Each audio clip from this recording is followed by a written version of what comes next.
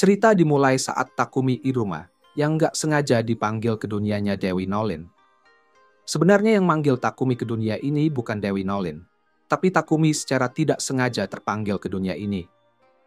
Dewi Nolin minta maaf secara langsung mewakili yang manggil. Dia jelasin kalau seharusnya spell pemanggilan itu dilarang, karena bisa bikin dunianya runtuh. Tapi ada negara nakal namanya Sidonia, yang malah nekat pakai itu sembarangan. Walaupun udah usaha sekuat tenaga, Dewi Nolin cuma bisa selamatin Takumi sebelum yang manggil bisa dapetin dia. Lalu Takumi bilang, kirim aku balik aja. Tapi nggak bisa, dia udah kunci rapat-rapat spell pemanggilan untuk orang dari dunia lain. Parahnya lagi, sekarang Takumi nggak punya tubuh fisik.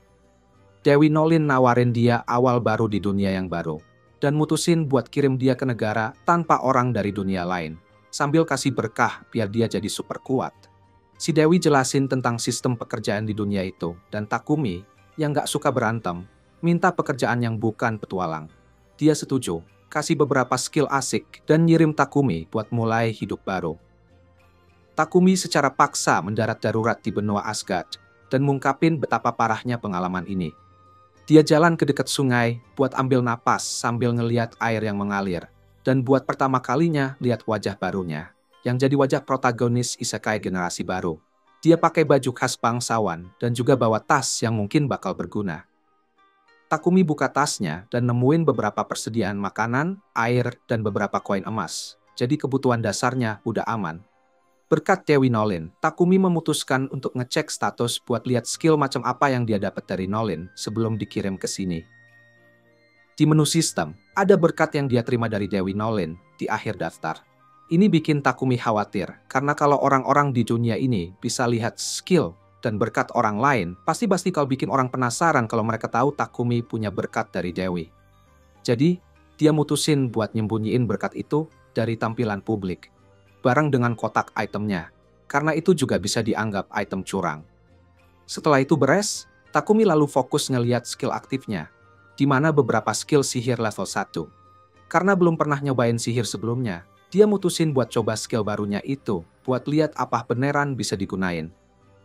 Nggak mau pakai sihir api di hutan liar ini, dia aktifin spell tipe air, yang bikin dia bisa bikin bola air. Terus, dia coba sihir angin dan batu, dan keduanya lumayan keren buat bela diri. Setelah mulai nyaman dengan tubuh barunya, Takumi mulai nyari desa dan nemu kayu berkualitas tinggi yang langsung dia jadiin tombak pakai skill pandai besinya. Lanjut pakai skill appraisalnya, dia ngumpulin berbagai jenis tanaman obat yang berguna buat keadaan darurat dan simpennya di kotak item dimensi lain. Tiba-tiba, ada cewek kecil namanya Molly yang lari keluar dari semak-semak, dikejar sama kelinci gede dan galak. Dia sembunyi di belakang Takumi, minta tolong, dan cowok itu nggak mengecewakan. Dia langsung pakai tombaknya buat ngalahin kelinci bertanduk itu dengan sekali tebas. Karena berhasil mengalahkan binatang liar ini, dia dapat pekerjaan sebagai pejuang, walaupun dia nggak mau jadi pejuang. Yang jelas, dia memastikan kalau si Molly baik-baik aja, dan tahu kalau si Molly ke hutan mau ngambil tanaman obat dari desa dekat situ. Karena dia juga lagi nyari desa, dia ikutan Molly dan simpan kelinci itu di kotak barangnya. Padahal dia lupa kalau nggak boleh pamer kemampuan curangnya ke orang-orang di dunia ini. Sementara itu, di kerajaan suci Sidonia, 3 anak SMA tiba-tiba ada di aula besar. Dan mereka disambut sama wanita berjubah yang nyapa mereka sebagai pahlawan baru di dunia ini. Sebelum menjelaskan semuanya, dia memperkenalkan diri sebagai permaisuri pertama dari kerajaan ini, Elizabeth. Dan dia melepaskan jubahnya, memperlihatkan wajahnya yang seperti penjahat. Salah satu pahlawan, Akane, secara nggak sengaja pakai berkah yang dia terima dari Dewi Nolin, yang membuatnya sadar kalau Elizabeth tuh tipe wanita yang nggak bisa dipercaya. Pada saat itu, Takumi dan Molly udah sampai di desa Boat. Ayah dan ibu Molly berterima kasih ke Takumi karena udah nyelamatin anak mereka, dan Takumi pun minta izin buat tinggal sementara di desa itu. Permintaannya langsung disetujui dan mereka mulai membangun rumah buat dia. Takumi pertama kali kaget dengan ide dibangunkan rumah. Ternyata Takumi cepat beradaptasi dan bantuin mereka. Setelah itu, dia coba gunakan sihir buat meratakan tanah, tapi malah jatuh karena energinya terlalu banyak terkuras. Penduduk desa kaget karena dia bisa pakai sihir, tapi mereka lega dan senang juga. Mereka meyakinkan Takumi kalau mereka bakalan selesaikan bangunannya dengan sungguh-sungguh. Dalam waktu singkat, rumahnya udah jadi dan lengkap sama furnitur. Setelah pindah ke rumah itu, dia kepikiran buat jadi pandai besi dan bikin senjata baru. Dia pakai berbagai jenis biji besi yang udah dia kumpulin, ditambah biji besi ajaib, dan berharap bisa bikin beberapa peralatan. Walaupun biasanya ini butuh tungku besar, dia pakai sihir alkemi buat lelehkan biji-biji itu dan membentuknya jadi balok besi.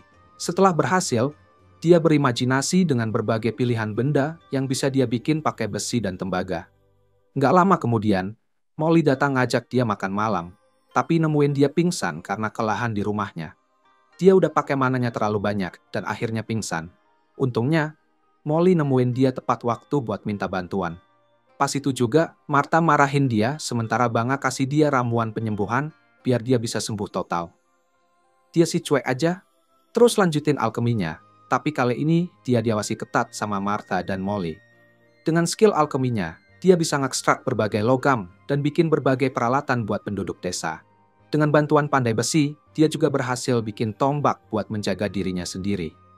Nggak lama setelah itu, Takumi ketemu Banga buat meminta ramuan. Dia bingung kenapa Takumi mau pakai ramuan kayak gitu. Soalnya sebagian besar ramuan itu tuh basic banget. Tapi dia tawarin buat ngasih ramuan-ramuan itu, pas Takumi bilang dia pengen bikin ramuan dari tanaman obat yang udah dia kumpulin. Dengar itu, Banga bilang mau beli beberapa ramuan begitu, Takumi selesai bikinnya. Takumi sih seneng-seneng aja dengan tawaran itu, tapi berharap Banga nggak terlalu berharap banyak. Nggak lama setelah itu, Takumi ngabisin waktunya buat bikin ramuan dengan cara nyampur beberapa herba, dan dia sadar warna ramuan itu berubah seiring dia nyampur. Dia bilang eksperimen ini bikin dia keinget sama masa kecilnya.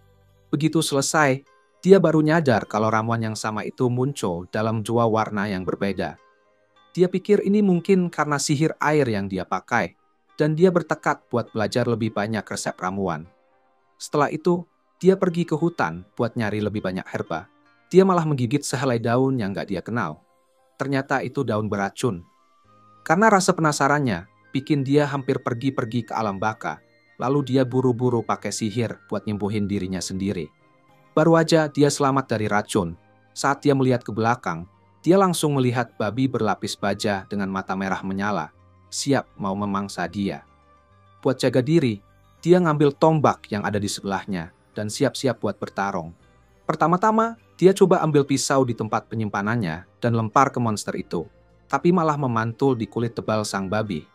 Setelah itu, dia berusaha tusuk dahi monster itu dengan tombaknya, tapi babi hutan itu malah menghancurkan tombaknya jadi kepingan kecil. Sebelum monster itu bisa kasih serangan fatal, dia berhasil menghindari serangan itu. Dia coba pakai sihir pemotong angin dan bola batu, tapi nggak ada efek sama sekali ke monster itu. Sementara monster itu semakin mendekatinya, dia berusaha berpikir secepat mungkin buat nyari cara selanjutnya. Di saat itu, dia dengar suara dari semak-semak di belakangnya, dan berbalik untuk lihat ada laba-laba berbisa yang cedera.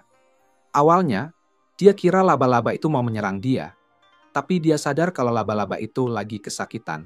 Tiba-tiba monster itu ngisi energi dan mau nyerang dia, tapi laba-laba itu melompat ke arah monster, bikin monster kehilangan fokus dan nabrak pohon. Setelah itu, monster itu blok lagi, siap-siap ngadepin Takumi untuk terakhir kalinya. Kali ini, Takumi nggak ada tempat buat lari. Sementara monster itu bersiap-siap buat menghabisinya, dia berpikir keras buat nyari solusi. Pas tepat saat babi itu mau mengakhiri hidupnya yang malang, dia melompat ke udara dan pakai kekuatan alkeminya buat serang monster itu. Dia pakai sihir dekomposisi di kepala monster itu. Ini benar-benar menghabisi monster itu sekali dan selamanya. Setelah itu, dia jalan ke arah laba-laba yang cedera, dan terlihatnya makin parah setelah coba nyelamatin Takumi. Buat balas budi, dia pakai sihir pemulihan buat nyembuhin luka laba-laba itu. Setelah selesai, dia mau balik pergi, tapi dia diberitahu kalau dia bisa menjinakkan laba-laba itu. Status ini bikin dia terkejut, soalnya nggak mungkin banget buat menjinakkan laba-laba berbisa. Meski begitu, dia tetap melanjutkan dan nanya, mau ikut aku nggak? Dan secara mengejutkan, laba-laba itu bilang iya. Takumi pun ngasih nama Maple. Begitu dia kasih nama, laba-laba itu berevolusi jadi laba-laba yang lebih besar, dan Takumi bawa Maple kembali ke desa. Di desa, Penduduk desa kaget lihat Takumi bisa ngalahin babi berlapis baja sendirian. Mereka malah lebih terkejut karena Takumi bisa menjinakkan laba-laba berbisa. Di tengah-tengah semua ini, mereka ngadain pesta daging malam itu dan sadar kalau kedatangan Takumi bawa kebahagiaan buat mereka. Mereka kasih Takumi barang-barang dari babi yang nggak bisa dimakan, yang bisa dia jual di kota. Sementara itu, Dewi Nolin juga senang banget ngelihat Takumi bisa beradaptasi dengan baik di dunia baru ini. Suatu pagi saat Takumi bangun, dia sadar dirinya terbungkus oleh jaring laba-laba, cuma kepalanya aja yang kelihatan. Udah jelas banget ini kerjaan Maple, laba-laba peliharaannya. Tapi dia masih kasih kesempatan ke Maple buat ngaku. Maple malah nggak mau ngaku, bikin Takumi mikir lagi. Ini bener nggak sih punya laba-laba beracun sebagai peliharaan? Merasa dibohongi karena dipermainkan saat tidur, Takumi pun minta Maple untuk minta maaf. Akhirnya, Maple mau minta maaf juga dengan mata berkaca-kaca, bilang kalau dia merasa kesepian pas Takumi sibuk kerja dengan ramuan dan biji besi malam sebelumnya. Makanya dia nggak sengaja ngelakuin itu. Takumi ngerti perasaan Maple dan mutusin buat maafin dia, sambil minta maaf balik karena nggak bisa kasih waktu lebih buat Maple kemarin. Buat nebus kesalahannya, Takumi janji hari ini dia bakal istirahat dari kerjaan cuma buat main sama Maple. Janji ini bikin Maple seneng banget, dan dia nggak sabar main bareng tuannya sambil lompat-lompat di atasnya. Pas lagi begitu, Martha masuk ke kamar Takumi bawa makan siang, dan langsung kaget setengah mati lihat Takumi terbungkus kayak mumi. Dia kira si laba-laba beracun ini mau makan Takumi, tapi Takumi buru-buru ngejelasin kalau ini cuma salah paham, dan Maple sama sekali nggak berbahaya. Martha malah ngeliat jaring Maple yang mengkilap banget, dan tiba-tiba kepikiran ide nakal. Dia buru-buru pakai jaring laba-laba itu buat bikin atasan gaun yang cantik banget, terus pergi ke desa buat pamer gaun barunya. Setelah itu, dia langsung pamer ke cewek-cewek lain di desa. Mereka semua komentar tentang betapa sempurnanya tekstur gaun itu, dan pengen juga punya satu. Soalnya ini dianggap barang mewah di dunia ini. Takumi yang dengar pembicaraan mereka jadi tertarik banget, apalagi waktu dengar kata mewah. Dia pengen cari cara buat manfaatin ini. Soalnya dia lagi cari peluang bisnis.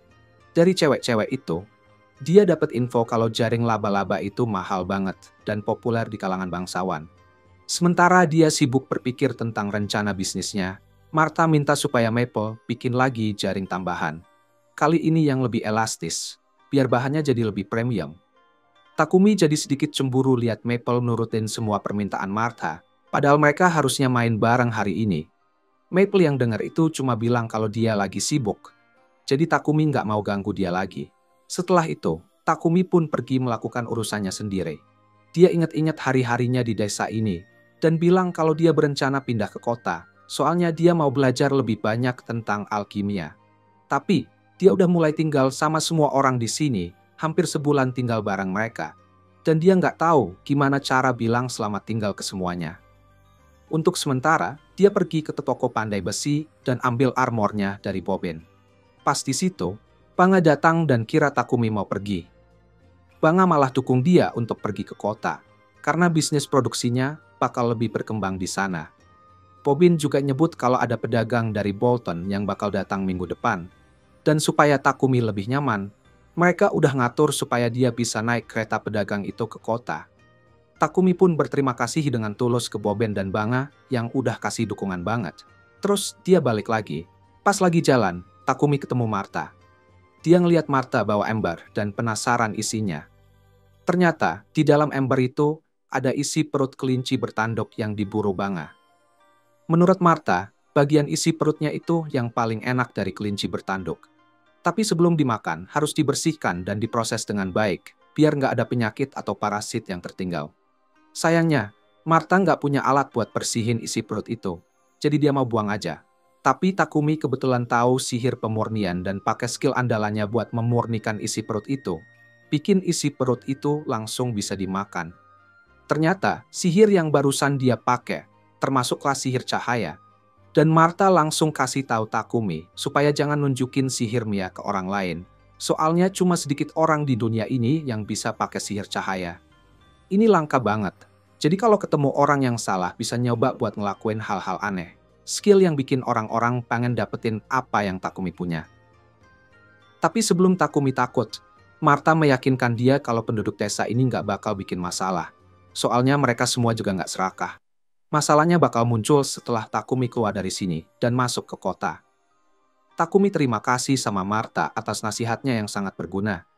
Dan dia jadi super bersyukur sama desa ini, karena udah bantu dia tanpa syarat. Dia pun ngehabisin waktu seminggu berikutnya buat bantu perkembangan desa. Dia nambahin tembok tinggi biar semua orang aman. Dan dia juga bikin sumur modern buat penyediaan air minum yang aman. Pas hari dia mau pergi, ada pedagang bernama Papek yang datang ke desa dan langsung tertarik sama kualitas ramuan Takumi. Nyadar kalau dia mungkin baru aja menemukan sesuatu yang istimewa. Setelah itu, Takumi pamit pada semua orang dan Martha ngasih dia jubah baru sebagai hadiah perpisahan. Dia bilang kalau semua penduduk desa ikut berkontribusi buat bikin jubah keren ini. Takumi benar-benar menghargai semua yang udah dilakukan orang-orang di sini, sampai dia membungkuk buat nunjukin rasa syukurnya. Beberapa menit kemudian, dia pun berangkat dari desa dan mulai perjalanannya ke kota bareng Papek dan sekelompok petualang yang ditugaskan buat ngawal Papek sampai tujuan. Ketiga petualang ini berasal dari grup peringkat C yang disebut Lion Fang, dan mereka ngenalin diri satu persatu, Heath, Rail, dan Bogar. Salah satu dari mereka, karena penasaran, nanya ke Takumi tentang apa yang ada di dalam tasnya. Takumi dengan santai bilang kalau dia punya laba-laba beracun di dalamnya. Dan ini bikin Rail makin penasaran. Pas Rail terlalu dekat sama Maple, dia langsung disundul di wajah, bikin Heath sadar kalau dia harus tahu batasan. Sementara mereka berusaha berteman sama laba-laba berbahaya itu, Papek ngobrol sama Takumi tentang ramuan yang tadi, pengen beli beberapa dari dia. Tapi percakapan mereka terputus tiba-tiba, karena Tuan Papek harus berhentiin keretanya. Begitu lihat keluar, mereka sadar kalau mereka dikelilingi sama goblin. Rail, Heath, dan Bogar langsung turun dari kereta buat ngelakuin tugas jaganya. Sebelum mereka nyerang goblin-goblin yang mereka lihat, mereka sadar ada goblin lain yang ngumpet di semak-semak. Jadi mereka bikin rencana buat ngatasin mereka. Saat mereka berhadapan dengan goblin, Papek hampir ngompol saking takutnya. Sementara itu, yang lain udah mulai lawan goblin dan menghancurkan semuanya tanpa ampun.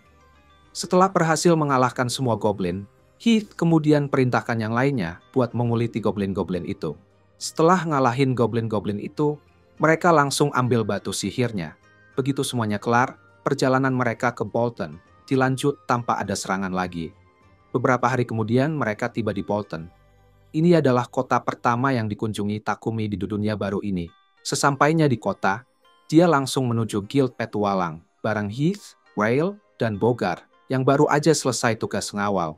Karena penting untuk daftar di guild sebelum bisa tinggal di kota, Takumi mutusin buat ngelakuin itu. Dia juga mau registrasi Maple sebagai peliharaannya. Saat dia mendekati resepsionis, Hans, dia dikasih tahu kalau tidak ada kelompok alkimia di kota ini.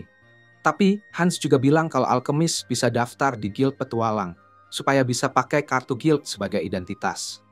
Dengar ini, Takumi jadi terbuka sama ide itu. Takumi dapat kartu guild petualang peringkat rendah dan langsung ambil kesempatan buat daftar Maple. Pas Hans ngelihat Maple, dia sangat terkejut. Shin pindah ke perusahaan Papek. Papek penasaran berapa banyak ramuan yang Takumi punya. Takumi jawab kalau dia punya 100 dari masing-masing ramuan. Dengar ini, Papek nawarin 10 koin emas buat ramuan penyembuh dan 50 koin perak buat ramuan mana. Begitu Takumi dengar tawaran itu, dia langsung hitung dan nyadar kalau jadi YouTuber nggak ada apa-apanya dibandingkan dengan kesepakatan ini. Meski begitu, Papek minta maaf karena nawarin harga yang rendah. Ini bikin Takumi curiga tentang siapa sebenarnya Papek dan kenapa dia begitu baik sama dia. Pas dia lagi membayangkan kehidupan sebagai alkemis, Papek nawarin solusi buat masalah yang ada. Papek nawarin Takumi tempat tinggal karena dia bakal lebih banyak produksi ramuan dari sekarang. Awalnya, Takumi kira ini bakal mahal, jadi dia langsung nolak dan cuekin si Papek yang dibilangnya terlalu baik itu. Papek kemudian manggil pelayannya, Thomas, untuk bawa Takumi ke rumah barunya yang ada bengkel produksinya. Begitu sampai di rumah, Takumi kaget lihat itu mansion. Dia ngerasa lega setelah tahu kalau sewa rumah itu cuma 1 koin emas dan 50 koin perak per bulan. Ini jauh harga yang cocok buat dia. Meskipun masih ragu, dia sempat mikir kalau rumah itu mungkin berhantu, tapi Thomas meyakinkan kalau itu enggak. Akhirnya, dia terima tawaran itu. Hari itu juga, mereka berdua balik ke kantor Papek. Dan Thomas bilang ke Takumi kalau dia bisa pindah ke rumah barunya besok. Di perjalanan, Takumi ngerasain bau nggak enak dari suatu tempat. Akhirnya ngungkapin kalau dia udah ngerasain bau busuk ini sejak dia masuk kota. Pas itu juga, Thomas nyebutin kalau ini bau saluran pembuangan di bawah kota. Dia bilang kalau cuma bangsawan yang bisa bayar buat mengolah limbah mereka. Sementara orang lain yang penghasilannya di bawah upah minimum nggak bisa. Dengar ini, Takumi jadi merasa kasihan. Keesokan harinya, dia pindah ke rumah barunya bareng Maple. Dan mereka mulai perbaiki bagian-bagian rumah yang rusak. Soalnya dia terlalu bokek buat sewa pekerja. Setelah itu, dia pakai beberapa bahan yang dia dapat dari perusahaan Papek dan pakai alkimianya buat bikin toilet. Proyek itu bikin dia sangat kelelahan. Setelah istirahat dan pulih, dia cek hasil karyanya dan nyadar kalau itu sempurna kayak yang dia mau. Pas dia liatin toilet barunya, tiba-tiba dia dengar jeritan keras dari Papek dan langsung bergegas ke sana. Dia nemuin Papek terjebak di jaring Maple. Dia marahin peliharaannya karena udah bertindak seenaknya, tapi anehnya, Papek malah ngerasa nyaman di dalam jaring itu. Kalau aku jadi Takumi, udah keburu pengen tabok kepalanya yang bodoh. Gak lama setelah itu, Takumi minta maaf ke Papek, bareng Maple, dan Papek meyakinkan mereka kalau semuanya baik-baik aja. Setelah itu, dia minta izin buat ke toilet. Cuma beberapa saat setelah masuk, dia keluar teriak-teriak lagi. Kali ini, dia kaget lihat toilet yang gak dikenal. Karena itu, Takumi jelasin dengan sabar ke Papek, yang wajahnya jelek, ngasih tahu apa itu toilet. Dia juga bilang kalau dia udah pasang alat sihir di toilet itu, yang bikin Papek mulai nyadari kalau Takumi bisa pakai sihir cahaya. Meskipun ini seharusnya rahasia, dia akhirnya ketahuan. Papek tetap cuek, nanya apakah Takumi bisa bikin 100 toilet, dan meskipun angka itu kedengeran gila, Takumi perlahan mengakui kalau itu mungkin bisa dilakukan. Tapi karena mustahil buat dia ngerjain ini sendirian, Papek ngusulin agar Takumi ambil pekerja, agar lebih banyak buat ngebantu. Untuk mempermudah, Papek saranin supaya dia ambil budak kontrak, yang bisa jaga rahasia sihirnya, dan ngerjain semua yang dia mau. Dia berusaha bikin Takumi ngerti betapa berbahayanya jika orang-orang tahu kalau dia punya bakat sihir cahaya. Itu berarti dia bisa diculik oleh gereja dan dipaksa cuma bikin sihir penyembuh. Dengar ini, Takumi jadi risau soal kemungkinan bikin toilet. Soalnya itu bisa langsung ngarah ke terbongkarnya kemampuan dia. Tapi Papek meyakinkan Takumi kalau dia bakal nemuin cara supaya ini semua nggak ketahuan orang lain. Sementara mereka ngobrol, tiba-tiba ada cahaya berkilau dari kartu guildnya yang ngasih tahu kalau dia harus ngambil misi sederhana dalam sebulan atau kehilangan keanggotaan guildnya. Dengan itu, dia sadar betapa pentingnya cari bantuan pekerja dan akhirnya dia terima tawaran Papek untuk dapat budak. Mereka berdua pun pergi ke perusahaan Mulan buat cari budak yang cocok. Setibanya di sana, Takumi mulai jalan-jalan dan masuk ke sebuah taman ngeliat seorang gadis elf yang cantik. Tapi elf itu malah mengusirnya. Cewek elf ini nggak tahu gimana caranya Takumi bisa masuk ke sini. Tapi dia teguh banget kalau tempat ini bukan buat anak-anak. Jadi dia maksa Takumi buat balik sekarang juga. Aku nggak tahu deh Takumi dengerin nggak apa yang si elf bilang. Soalnya dia kayak terhipnotis sama kecantikannya. Tapi ya udah, Takumi dan Papek akhirnya ketemu sama pemilik perusahaan dagang, Mulan. Papek jelasin alasan mereka datang ke sini. Bilang ke Mulan kalau anak kecil di sampingnya ini, Takumi, lagi nyari budak kontrak. Papek juga bilang kalau Takumi sebenarnya agak ragu buat bikin kontrak budak, soalnya dia nggak pernah ngelakuin atau lihat hal kayak gitu di tempat asalnya. Lalu Mulan meyakinkan Takumi kalau semuanya bakal baik-baik aja, karena si budak bakal terikat sama kontrak buat ngelayanin tuannya. Tapi, menurut dia, di kerajaan Barkula, hak-hak budak udah dilindungi loh. Contohnya, pemilik harus janji buat kasih budaknya makanan, pakaian, dan tempat tinggal, dan nggak boleh perlakukan mereka kayak binatang. Ada banyak aturan yang harus diikuti, misalnya, baik majikan maupun budak dilarang bikin satu sama lain dalam bahaya yang bisa membahayakan nyawa. Majikan juga nggak boleh maksa budak ngelakuin hal yang nggak tertulis dalam kontrak. Dan masih banyak aturan lainnya tergantung kesepakatan. Selain itu, ada berbagai jenis kontrak budak yang bisa dipilih. Papek saranin Takumi buat milih kontrak budak perang, karena itu bisa bantu dia banget buat menyembunyikan kekuatannya dalam jangka panjang. Tapi Takumi justru minta saran dari pemilik Mulan. Dia jelasin kalau dia sibuk banget sebagai produser. Dia pengen seseorang yang bisa ngatur rumah besar, tempat dia tinggal sekarang. Dan dia juga butuh seseorang yang bisa bantu ngurus semua pekerjaan rumah. Selain itu, dia punya keterampilan yang bisa bikin dia jadi target empuk buat orang-orang jahat. Jadi dia pengen seseorang yang kuat buat melindunginya. Dari penjelasan detailnya, Mulan menyimpulkan kalau cowok ini pengen punya waifu dan bodyguard. Jadi dia saranin buat ambil 2 budak dari sini. Dia bawa Maria ke Takumi. Dan bilang kalau Maria ini nggak punya keluarga dan diculik sama bandit waktu masih kecil. Maria itu terampil banget dalam membaca dan menulis. Dan dia bisa ngurus pekerjaan rumah umum. Jadi Mulan yakin dia adalah kandidat yang sempurna buat jadi manajer rumah besar Takumi. Takumi langsung terpesona. Begitu merasa bagus kalau punya cewek cantik di rumah, Takumi jadi malu dan wajahnya merah. Sambil cerita ke Maria tentang rumah besarnya. Dia minta Maria konfirmasi kalau dia nggak akan masalah dengan ngurus semua itu. Karena ngurus rumah besar kayak gitu, emang nggak gampang. Takumi juga tiba-tiba bilang betapa imutnya Maria, yang bikin dia bingung. Karena dia pikir cewek seimut itu pasti punya banyak yang naksir. Maria langsung kaget dengan pujian ini. Tapi dia jawab ke Takumi dengan jujur. Bilang kalau dia cuma bisa ngurus pekerjaan rumah dan nggak bisa melakukan hal lain. Kayak memenuhi kebutuhan majikannya. Makanya nggak banyak yang milih dia. Takumi yang emang nggak ada niat untuk kayak gitu, setuju untuk bikin kontrak dengan Maria, dan bilang ke Mulan untuk tunjukin kandidat lain yang bisa jadi bodyguard-nya. Sayangnya, Mulan bilang kalau mereka lagi nggak punya budak perang. Tapi Maria nambahin kalau mereka punya Sofia yang bisa jadi budak perang. Mulan nggak suka dengar itu, dan langsung marahin Maria karena ngomong sembarangan, sambil menyuruhnya kembali ke kamarnya. Dia langsung pergi ke kamarnya dan siap-siap bawa barang-barangnya. Begitu Maria pergi, Takumi tanya sama Tante Mulan tentang Sofia, tapi dia menolak buat ngomong tentang dia, cuma bilang kalau Sofia punya masalah dan belum siap buat kontrak.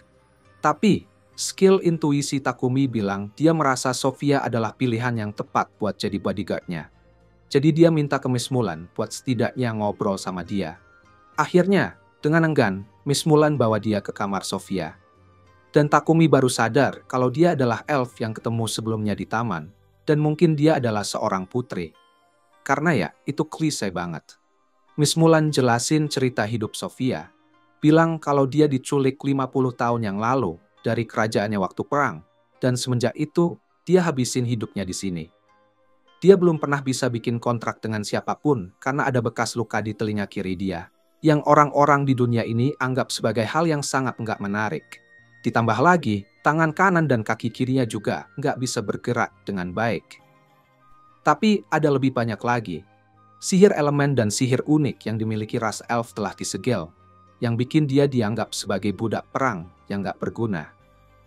Meskipun udah dengar semua ini, insting Takumi tetap bilang bahwa Sofia adalah pilihan yang tepat. Jadi dia minta Miss Mulan supaya dia bisa ngobrol sama Sofia. Begitu Miss Mulan pergi dari ruangan, Sofia langsung bilang ke Takumi buat nggak buang-buang waktu sama dia, karena dia nggak akan berguna buatnya. Tapi Takumi percaya sebaliknya dan tiba-tiba pegang wajah Sofia buat ngecek statusnya.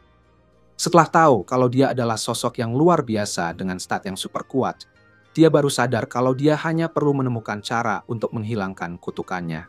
Dan dia berpikir kalau bisa menyembuhkan semua masalah di anggota tubuhnya, Sofia bakal jadi super kuat lagi.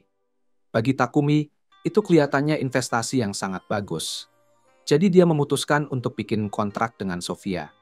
Dia janji sama Sofia bakal bantu dia dengan masalah-masalahnya, yang bikin Mulan ketawa, karena dia nggak pernah lihat orang tertarik sama budak bermasalah kayak gini.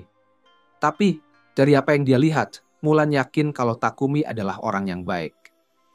Dia percayakan Sofia ke Takumi, dan siapin semua dokumen resmi buat kontrak mereka. Maria datang ke ruangan itu, bilang betapa senangnya dia melihat Takumi bawa Sofia bersama mereka.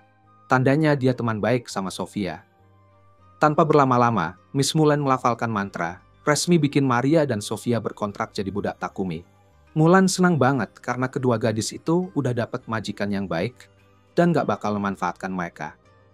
Takumi bawa Maria sama Sofia ke rumah besarnya, dan pas dia sampai, dia langsung disambut dengan pelukan erat dari laba-laba peliharaannya, Maple, yang udah kangen banget sama dia.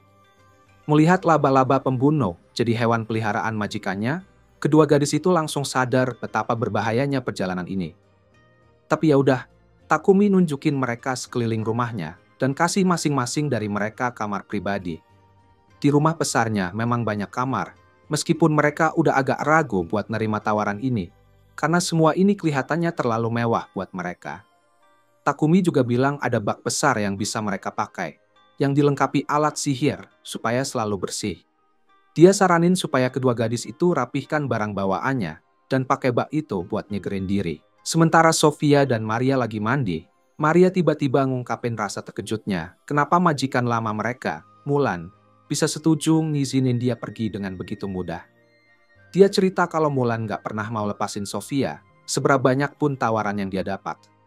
Fakta bahwa Takumi bisa ngelakuin ini bikin dia senang. Di sisi lain, Sofia curiga sama kenyataan bahwa Takumi gak banyak ngasih detail tentang siapa dirinya di formulir yang dia isi. Dia penasaran apakah dia nyembunyiin identitasnya karena alasan baik atau buruk, dan pengen tahu apa niat sebenarnya ke mereka. Dia berpikir mungkin dia bakal pakai mereka buat sesi latihan. Gimana menurutmu guys? Begitu keduanya selesai mandi, Takumi siapin makan malam buat mereka. Pas lihat makanannya, Maria jadi marah dan kecewa karena Takumi masak sendiri, padahal itu adalah tugasnya. Ini bikin dia merasa nggak berguna dan kurang berharga. Buat menenangkan perasaannya yang aneh, Takumi janji bakal ngasih izin ke Maria buat masak mulai besok. Tapi Maria menawarkan diri untuk mulai bersih-bersih setelah mereka selesai makan malam itu, supaya dia bisa merasa lebih baik sebagai pelayan. Takumi setuju dengan syarat itu dan minta supaya mereka duduk sama dia untuk makan. Karena majikan mereka sebelumnya gak pernah ngizinin hal ini, mereka nganggap itu tidak sopan. Namun, Takumi meyakinkan mereka bahwa itu gak masalah dan minta supaya mereka makan bersama. Setelah itu, dia pergi ke perusahaan Papek buat ambil barang yang dia minta diambilkan. Setelah keluar dari sana, dia nemuin sebuah gereja dan kaget karena belum pernah lihat sebelumnya. Dia masuk dan menemukan patung megah Nona Nolin di dalam. Tanpa ragu, dia langsung berlutut buat berdoa kepadanya. Setelah mengucapkan terima kasih atas berkah yang diberikannya, dia ingat bahwa orang-orang di Sidonia selalu membicarakan buruk tentang Nona Nolin dan bertanya-tanya kenapa mereka melakukan itu. Saat itu, Nona Nolin menyapa untuk menjawab pertanyaan Takumi. Takumi kaget tiba-tiba ada Nona Nolin di hadapannya. Dia mulai tersipu dan berperilaku seperti gadis kecil yang polos. Meskipun sikapnya kekanak-kanakan, Nona Nolin tetap melanjutkan dan bilang kalau dia nggak ada hubungannya sama gereja di Sidonia. Dia juga kasih tahu Takumi tentang adanya dua agama di dunia ini, dengan dua gereja. Gereja pertama disebut gereja penyembah Nona Nolin, sedangkan yang kedua, gereja cahaya dewa yang menyembah Tuhan yang tidak dikenal. Sidonia secara paksa membuat orang-orang percaya pada Tuhan dari gereja cahaya dewa, sambil mengabaikan Nona Nolin. Meskipun semua ini, dia memilih untuk enggak campur tangan. Keputusannya untuk berpura-pura tidak tahu telah membuat orang-orang Sidonia secara tidak sengaja memanggilnya dari dunia lain.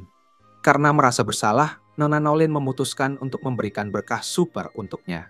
Namun saat itu juga, dia memperingatkan Takumi bahwa dia perlahan-lahan akan kehilangan bagian dari berkah yang membantunya tumbuh dan bertemu dengan orang-orang baik dengan mudah. Dengar itu, Takumi tiba-tiba sadar kalau dia memang punya berkah ini. Mikir tentang betapa mudahnya dia ketika bertemu orang baik atau pergi ke tempat baru. Tapi berkah itu lama-lama akan memudar. Jadi ketika berkah itu memudar, Takumi akan mulai menemukan orang-orang yang akan berniat jahat padanya. Untungnya, Takumi akhirnya nyadar betapa rumitnya situasinya mulai sekarang. 1 tahun kemudian, di kerajaan Sidonia, raja penasaran tentang pelatihan 3 pahlawan yang mereka panggil dari dunia lain. Dia berharap mereka bisa jadi cukup kuat untuk memenuhi kebutuhannya.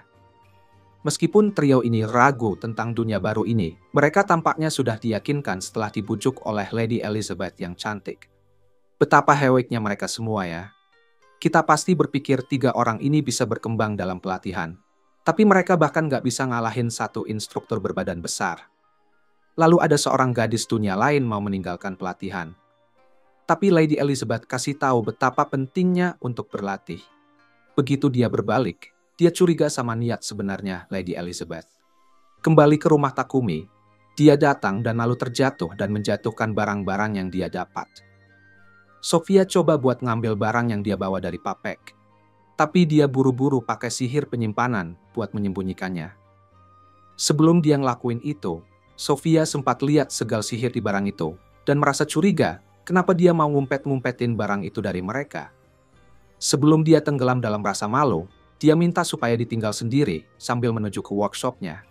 Begitu dia pergi, Sofia terus bertanya-tanya tentang apa yang mungkin dia sembunyikan. Dia nyelinap ke workshop untuk mengintip dia. Dan dia melihat Takumi mengiris tangannya sendiri dengan pisau yang dicelupkan ke ramuan. Sekilas, dia terlihat kayak orang terjerat masalah. Setelah melukai tangannya, dia buru-buru menyembuhkan luka-lukanya dan berteriak seperti anak kecil yang ngambek. Saat mencoba melakukannya sekali lagi, dia mengingat betapa jahatnya Maria karena menyarankan ini padanya. Dengar nama Maria, Sofia langsung masuk dengan marah. Pengen tahu apa yang mau dia lakukan sama Maria. Dia mengancam bakal menyakiti Takumi kalau ada yang terjadi pada Maria. Tapi sebelum dia bisa menyelesaikan perkataan ancamannya, Sofia langsung pingsan. Begitu ini terjadi, Takumi nyadar kalau Sofia kelihatannya lelah. Dia langsung menyembuhkan luka di tangan Sofia, dan ini membantunya untuk level up seperti yang dia inginkan. Naik level memberi dia kekuatan untuk melakukan penyembuhan ekstra, sebuah mantra yang bisa dia gunakan untuk menghilangkan kutukan dari Sofia. Tanpa buang waktu, dia langsung melaksanakan mantra itu, dan telinga kiri Sofia kembali ke bentuk aslinya. Ketika Sofia bangun, dia bingung kenapa dia merasa begitu ringan. Dia langsung minta Maria buat kabur dari sini, ngasih tahu kalau Takumi berniat menyakitinya. Tapi Maria bilang kalau Takumi sudah menyembuhkan kutukannya Sofia. Dia kasih Sofia cermin supaya dia bisa cek telinganya. Dan elf bodoh itu baru nyadar betapa salahnya dia selama ini. Malam itu, dia berterima kasih kepada Takumi dan dia menjelaskan kenapa dia menyebut nama Maria sebelumnya. Setelah dengar penjelasannya, Sofia langsung berlutut dan bersumpah setia padanya selamanya. Melihat semua ini, Nona Nolen sangat senang. Keesokan harinya, Takumi pergi ke perpustakaan buat cari buku tentang alkimia. Tapi dia agak kecewa karena ternyata cuma ada 4 buku tentang itu di seluruh perpustakaan. Dia jadi mikir kenapa nggak banyak orang yang tertarik sama alkimia. Padahal kan gampang. Tiba-tiba dia sadar kalau buku-bukunya ditulis dalam bahasa kuno. Dan cuma dia yang bisa ngerti gara-gara anugerah dari Dewi. Abis itu, dia pulang dan mulai kerja bikin dan kemas toilet buat pedagang Papek. Nggak lama, dia berhasil bikin 100 buah.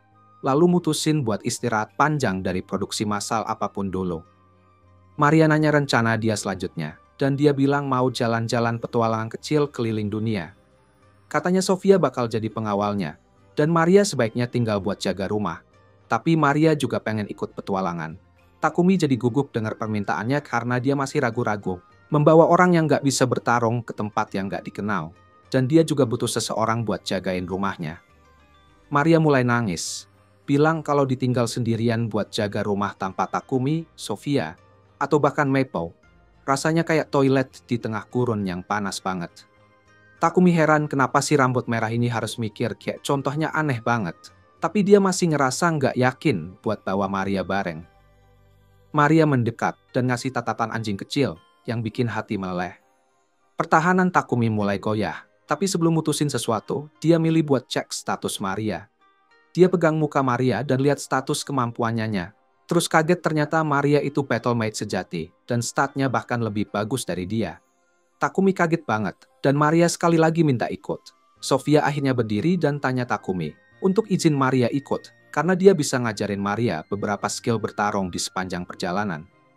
Abis denger itu, akhirnya Takumi setuju sama permintaan Maria. Dia terus bawa para cewek itu ke bengkel kerjanya, biar bisa bikin senjata dan armor buat mereka. Dia nanya mereka pengen senjata kayak gimana, dan Sofia langsung mulai nyebutin berbagai jenis senjata buat situasi yang beda-beda. Maria bilang dia oke sama pedang pendek dan pisau, tapi Sofia mutusin buat ngajarin cara pakai tombak, karena pisau kurang kuat buat menyerang. Jadi, sementara cewek-cewek itu latihan bertombak, Takumi sibuk pakai skill pandai besinya, buat bikin senjata berbeda buat mereka. Dia bahkan ukir desain di senjata-senjata itu buat seru-seruan. terus ngasih mantera, biar makin kuat. Dia lalu ngeliat pisau yang dia buat Maria, terus mulai ngehayal pisau itu terpasang di paha Maria, yang bikin hidung si Mesem ini mimisan parah. Tapi dia belum selesai. Dia sadar dia butuh ukuran para cewek buat bikin armor. Tapi kalau dia coba ngukur langsung, bisa-bisa dia tewas karena mimisan. Makanya, dia pakai salah satu skillnya buat bikin boneka kayu yang mirip Maria dan Sofia. Untungnya, Maple datang sebelum dia mulai ngelakuin hal aneh ke boneka itu. Takumi minta sedikit sutra laba-laba dari Maple, lalu mulai desain armor dengan semangat yang menggebu, layaknya seorang yang gak pernah pacaran. Beberapa hari kemudian, dia selesai bikin armor yang kelihatannya kayak baju biasa, dan cewek-cewek itu kagum karena pasnya mantap banget. Sofia nanya gimana Takumi bisa tahu ukuran mereka seakurat itu, dan dia buru-buru menahan Maple sebelum bisa ngungkap rahasia kotornya. Dia minta mereka cek senjata dulu, lalu ngasih cincin sihir dari Mithril yang bakal ngebantu mereka nge-cast spell lebih cepat. Setelah itu, mereka bertiga ke guild petualang, supaya Maria dan Sofia bisa daftar jadi petualang. Setelah selesai, Takumi juga registrasi mereka bertiga sebagai satu party. Resepsionisnya kemudian ngasih tahu kalau hampir sebulan, Takumi harus ambil quest wajib biar lisensi petualangnya tetap aktif. Dan Takumi bilang memang dia ke situ buat itu. Dia menuju papan quest buat ambil quest yang gampang. Tiba-tiba nongol segerombolan orang gendut jelek yang mengesalkan. Mereka mulai ngomong sama cewek-cewek itu supaya gabung ke party mereka, karena katanya mereka bisa ngebimbing lebih baik daripada si Takumi. Takumi nggak bisa terima itu. Dan dia maju buat hadapin si kuda Nil berbentuk manusia. Meski di dalam hati dia ketakutan, dia nggak bisa biarin orang ngatain temannya kayak gitu. Dia bilang ke si kuda Nil, kalau dilihat dari ukurannya, seharusnya ibunya tuh berat banget, sampai Superman pun nggak bisa ngangkat. Ini bikin si gendut marah dan kemudian ngegebuk Takumi. Tapi Takumi udah pakai sihir buat menghentikannya, untuk mengubah tubuhnya jadi logam. Akibatnya, si kuda Nil malah patah tangannya. Dan pas teman-temannya mau menyerang Takumi, ketua guild datang dan teriak nyuruh mereka berhenti. Dia lihat lengan kuda Nil yang patah dan nanya ke Takumi apakah dia yang melakukannya. Maria coba bela Takumi, tapi ketua guild nggak percaya. Untungnya, resepsionis datang dan ngejelasin kejadian sebenarnya kepada si Plontos. Ketua guild, Perek, nyuruh geng pecundang itu pergi dan kemudian memanggil party Takumi ke kantornya. Dia nuntut Takumi untuk jelasin apa yang dia lakukan ke si kuda Nil. Dan awalnya Takumi agak ragu. Tapi waktu resepsionis bilang dia lihat jejak mana yang samar, Takumi sadar dia nggak bisa terus menyembunyikannya. Dia jelasin kalau dia cuma gunakan sepotong arang, mengubahnya jadi berlian, dan kemudian melapisi tubuhnya sebelum dipukul. Ketua guild kini paham kalau Takumi adalah seorang alkemis. Dan kemudian resepsionis bilang karena dia punya cewek-cewek cantik di timnya, bakal banyak orang yang suka usil sama Takumi. Dia nyaranin buat naikin Takumi langsung ke peringkat D biar lebih aman, dan memintanya buat ambil quest level lebih tinggi buat dapetin promosi itu. Ketua guild ngasih izin, dan baik Sofia maupun Maria setuju. Jadi Takumi putuskan buat ngejalanin quest-quest tersebut.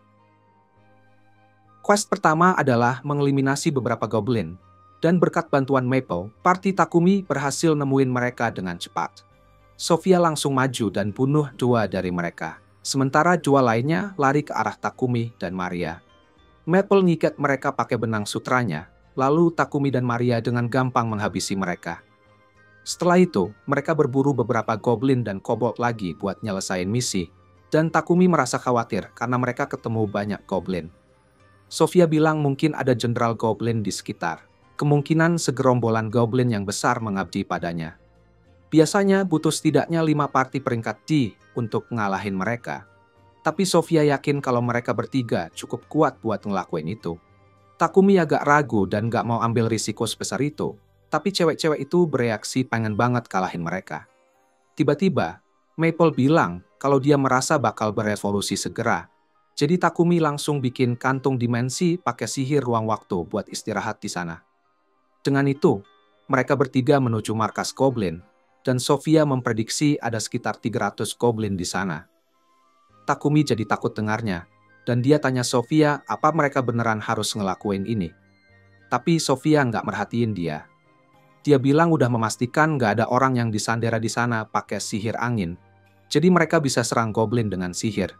Mereka mengumpulkan kekuatan sihir mereka dan langsung menghantam para goblin yang gak sadar. Menghabisi banyak goblin sekaligus.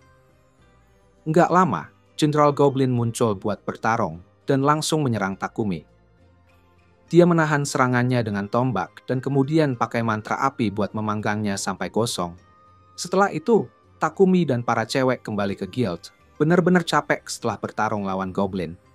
Begitu lihat banyaknya batu sihir dan sumber daya lain yang mereka kumpulkan, resepsionis sampai kaget banget. Dia nyuruh Takumi buat ke kantor ketua guild, tapi Takumi udah capek banget sekarang.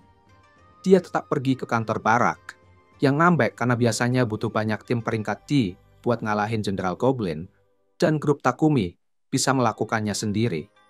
Tiba-tiba, dimensi Saku kebuka di depan kepala pelontos barak dan mendorongnya ke belakang.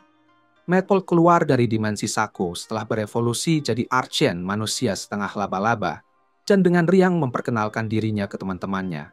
Ketua guild sampai nggak tahu mau ngomong apa ke mereka sekarang, dan dia nyuruh Takumi buat pulang aja. Beberapa hari kemudian, Maria datang ke bengkel Takumi, dan dengan malu-malu minta babak kain sisa, karena dia perlu buat bikin pakaian dalam untuk dirinya dan Sofia. Takumi bilang kalau dari kain sisa, nggak bakal cukup. Dan Maria ngasih lihat sketsa desainnya. Takumi ngelihat desainnya sederhana banget. Jadi dia gambarin pakaian modern, lengkap dengan pita.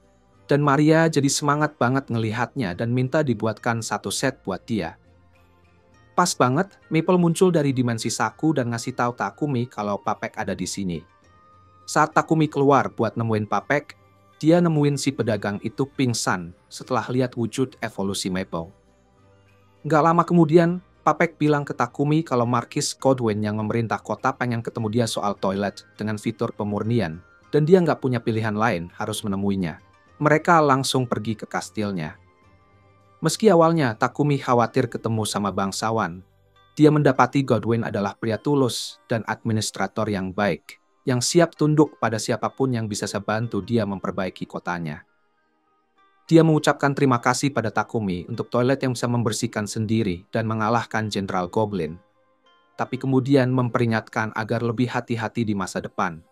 Karena kalau Kekaisaran Sidonia mendengarnya, pasti mereka juga ingin Takumi di pihaknya. Saat sampai di rumah, Takumi merasa lelah secara mental. Tapi ketika Maple memberinya kain lembut, dan dia ingat dia bakal bikin pakaian dalam untuk Maria dan Sofia, semangatnya kembali. Dia kerja 3 hari 3 malam tanpa istirahat buat bikin satu set untuk masing-masing dari mereka. Dan akhirnya benar-benar kelelahan. Dia kemudian meminta cewek-cewek itu buat coba pakai. Tapi dia jadi minder karena mikir mereka bakal nganggap dia mesum kalau mengatakannya. Dia lari ke kamarnya dan menutup pintu. Padahal cewek-cewek itu sebenarnya bakalan senang buat kasih sedikit penampilan untuknya. Beberapa hari kemudian, Takumi bikin 3 kulkas, lalu kasih tahu ke para cewek. Para cewek nemuin kalau ada angin sejuk dari dalam kulkas, jadi mereka buka pintu dan duduk di depannya. Tapi Takumi bilang, jangan terlalu sering untuk membukanya. Dia kepikiran gimana caranya gabungin besi dan elemen lain buat bikin baja tahan karat. Terus pakai alat ajaib yang bisa bikin sekelilingnya jadi dingin buat bikin teknologi ini. Dia bilang ke Maria kalau kotak ini bisa bikin makanan tetap dingin dan segar lebih lama. Maria makasih banget karena sekarang dia bisa punya bahan-bahan segar buat masak setiap waktu. Takumi mutusin buat nyimpen yang warna biru karena Sofia suka dan bawa 2 sisanya ke kantor Papek buat ditunjukin. Dia bilang ke cewek-cewek itu kalau dia bakal mulai proyek lain setelah itu, yaitu upgrade senjata mereka. Tapi Sofia mikir mereka nggak butuh upgrade sekarang.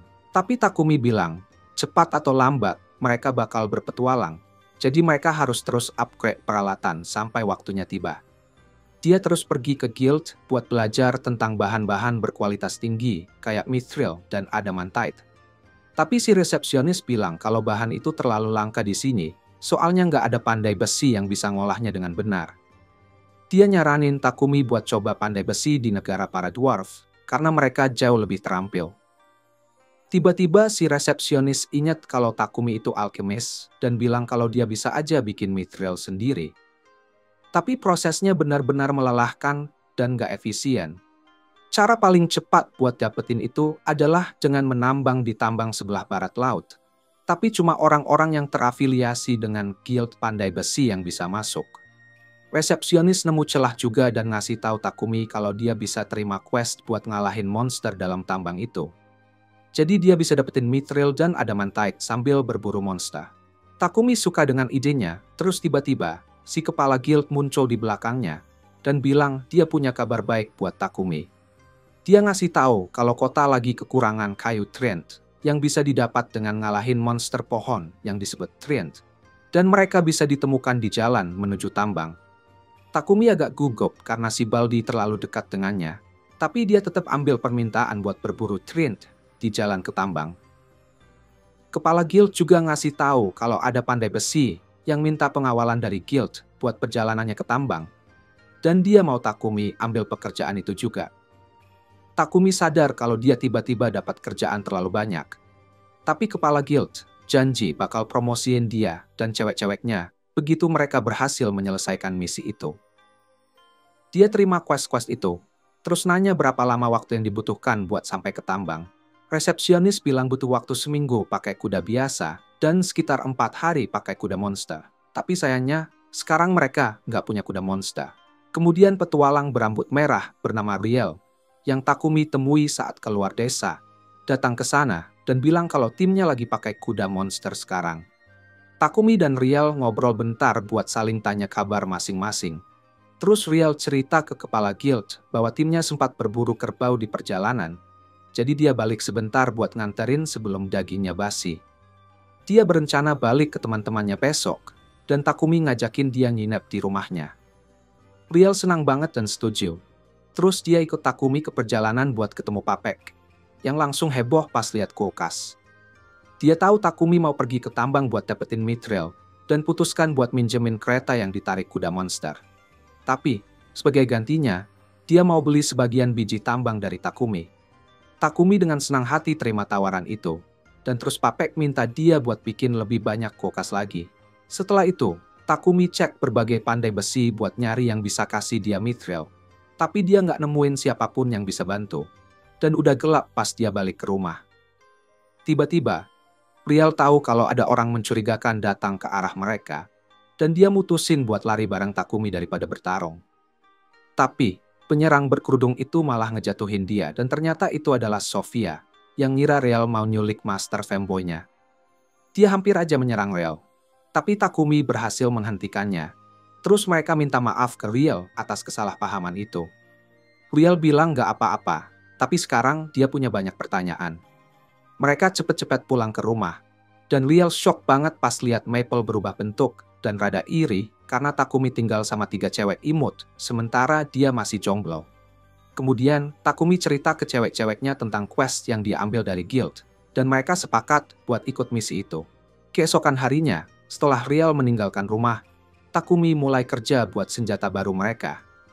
Dia coba bikin pedang tungsten besar yang bisa menyerap mana musuh, tapi benar-benar sulit banget untuk pakai skill alkimia di situ. Dengan susah payah, dia berhasil mengubahnya jadi blok tungsten dan kemudian menempa 2 pedang dari situ. Tapi itu nguras semua mana yang dia punya. 3 hari kemudian, Takumi dan timnya berangkat dalam perjalanan bareng pandai besi Degambo. Begitu mereka sampai di hutan tempat Trent tinggal, mereka parkir kereta di jarak aman dan bikin mantra pelindung di sekitar kereta itu sebelum pergi berburu monster pohon. Takumi nggak tahu sama sekali bentuk Trent itu kayak gimana, tapi Sofia punya pengalaman berurusan dengan mereka. Dia bisa ngenalin pohon mana yang sebenarnya adalah Trent yang menyamar. Dan saat dia memberi isyarat, Takumi mutusin buat menyerang yang pertama mereka temukan. Monster pohon itu coba melawan, tapi mereka gampang banget blok serangannya, dan mereka berhasil menjatuhkannya. Tiba-tiba, sekelompok besar Trent mengelilingi mereka, dan Sofia bilang ke Takumi bahwa mereka harus pakai sihir untuk cepat-cepat ngurusin ini. Mereka pakai sihir angin buat ngalahin monster pohon itu, sementara Maria mengubur mereka hidup-hidup dengan sihir tanah. Takumi juga terus pakai senjatanya untuk bertarung di tengah-tengah, sambil naikin skill bertarungnya. Pas mereka kira udah berhasil mengalahkan semua Trent, tiba-tiba bosnya muncul. Sofia langsung pakai sihirnya buat memotong cabang-cabangnya. Dan Maria serta Maple juga bantu dia, tapi bos Trent cepat banget regenerasi cabangnya, dan terus menyerang mereka. Sofia nyuruh Takumi buat memberkati pedangnya dengan sihir api dan serang tubuh utama Trent untuk ngalahin dia. Dan Takumi langsung melakukannya. Dia tutup pedangnya dengan api, terus tusuk monster itu dan berhasil mengalahkannya. Monster itu jatuhin 2 buah setelah mati, dan Sofia bilang itu adalah item langka yang disebut Miracle Apples. Keesokan harinya, mereka sampai di kota tambang Horus, dan si pandai besi kasih mereka quest yang harus mereka selesaikan, yaitu ngalahin mole besi yang suka makan biji dari tambang. Lalu, mereka masuk ke dalam tambang, dan berkat keberuntungan Takumi yang maksimal, dia dengan cepat menemukan biji mithril dan adamantite. Tiba-tiba, tanah mulai bergetar, dan Maple ngerasa kalau ada monster yang mendekat dengan cepat. Semua orang siap buat bertarung. Tapi Takumi punya ide buat menyelesaikan ini dengan cepat. Begitu mole besi muncul dari tanah, dia bikin cahaya terang dengan sihir, bikin monster itu buta dan bingung. Sofia dengan gampangnya ngalahin mole itu setelah itu, dan Takumi jelasin bahwa mole itu hidup dalam kegelapan terus. Jadi mereka nggak terbiasa dengan cahaya terang. Cewek-cewek sih agak kecewa karena pertarungannya kelar cepet banget, terutama Maria yang pengen pamer skillnya. Tapi yang penting, mereka bisa menambang banyak biji tanpa gangguan. Akhirnya, mereka langsung kembali ke kota asal. Takumi pergi ke bengkel di Gambo buat belajar dasar-dasar ngelola mithril dan adamantite. Dia menghabiskan beberapa hari ke depan buat bikin peralatan baru, dan di akhir, dia berhasil gabungin berbagai bahan dengan biji-biji itu, tambang itu, dengan atribut elemen yang berbeda. Dia pakai gabungan biji itu buat modifikasi armor mereka, supaya lebih ringan dan tahan lama, sekaligus ningkatin kekuatan serangan mereka. Dia bilang ke cewek-cewek bahwa armor mereka bakal memperkuat serangan sihir mereka, sementara armornya bakal bikin dia bisa lari kayak Flash. Dia mutusin buat nunjukin itu, tapi dia nggak bisa kontrol kecepatannya, dan malah jadi kikuk sampai berciuman sama tembok. Dia langsung bilang ke cewek-cewek buat lupakan apa yang mereka lihat, terus lanjut ke senjata-senjata yang udah dia buat. Dia kasih tombak angin ke Sofia, dan tombak api ke Maria, dan mereka berdua senang banget terima itu. Sofia bilang ke Takumi bahwa tugas utamanya adalah melindunginya, dan dia siap mengorbankan hidupnya untuk itu. Dia bilang dia mau perisai yang kuat supaya bisa melakukan pekerjaannya dengan baik. Takumi setuju buat bikin perisai itu, tapi dia juga nyaranin agar Sofia lebih menghargai hidupnya. Takumi pun bikin perisai untuknya, tapi dia benar-benar kelelahan waktu selesai. Sofia merasa beban di pundaknya terlalu berat, karena dia satu-satunya yang bisa ngerjain hal-hal teknis dengan baik di sini. Dia berharap Takumi bisa dapat asisten yang bisa bantu dia dengan pekerjaan teknis, supaya dia bisa lebih santai. Sementara itu, di ibu kota kerajaan, Raja menerima surat dari Sidonia. Sepertinya mereka sudah mendengar tentang toiletnya Takumi dan sihir pemurni yang digunakan di dalamnya, dan meskipun mereka belum tahu siapa Takumi, mereka berencana untuk mengambil tindakan terhadapnya. Tindakan itu melibatkan gereja mengirim seorang utusan untuk bertemu dengan Raja Barchula. Setelah mengetahui tentang toiletnya Takumi yang memanfaatkan sihir pemurnian yang digunakan di Barchula, gereja Cahaya Dewa mengadu. Maksud saya mengajukan banding kepada Paus di Sidonia. Akibatnya, mereka membuat Paus menyatakan bahwa sihir pemurnian adalah anugerah dari Tuhan mereka, dan mereka ingin menjadi satu-satunya yang dapat menggunakannya. Jadi mereka menuntut Raja Barchula menyerahkan hak paten lingkaran sihir pemurnian. Dan sebagai tambahan, mereka menuntut agar Raja memberitahu siapa yang berada di balik penciptaan perangkat pemurnian ini. Raja mendengarkan tuntutan gereja, tetapi melihat bahwa tuntutan itu mengada-ada, dia memilih untuk mengabaikannya. Utusan gereja terkejut bahwa Raja berani menentang gereja. Jadi dia mengancam untuk memerintahkan semua pendeta gereja di Barchula untuk kembali ke Sidonia. Namun, Raja tidak takut pada ancaman itu, dan malah menyarankan agar dia melakukannya. Takumi akhirnya mendengar tentang keputusan Raja, dan dia senang Raja tidak mengkhianatinya. Tetapi dia juga sedikit khawatir tentang Raja yang menolak gereja Cahaya Dewa dengan keras. Gereja Sidonia pasti akan berbalik menentang kerajaan Barchula, dan Takumi tidak ingin jika konflik besar seperti itu dimulai karena dirinya. Tetapi Papek memberitahunya bahwa tidak perlu khawatir. Lagi pula, gereja Cahaya Dewa bukan satu-satunya agama yang ada di dunia ini. Ada gereja Cahaya Dewa, dan ada gereja penciptaan, Tetapi meskipun pengaruh gereja cahaya dewa tersebar luas, masih ada banyak pengikut gereja penciptaan di negara ini. Jadi intinya tidak terlalu masalah. Di samping itu, para pendeta gereja penciptaan memberikan sihir pemulihan kepada siapapun yang membutuhkannya. Tetapi, gereja cahaya dewa membebankan biaya tinggi untuk setiap sihir suci.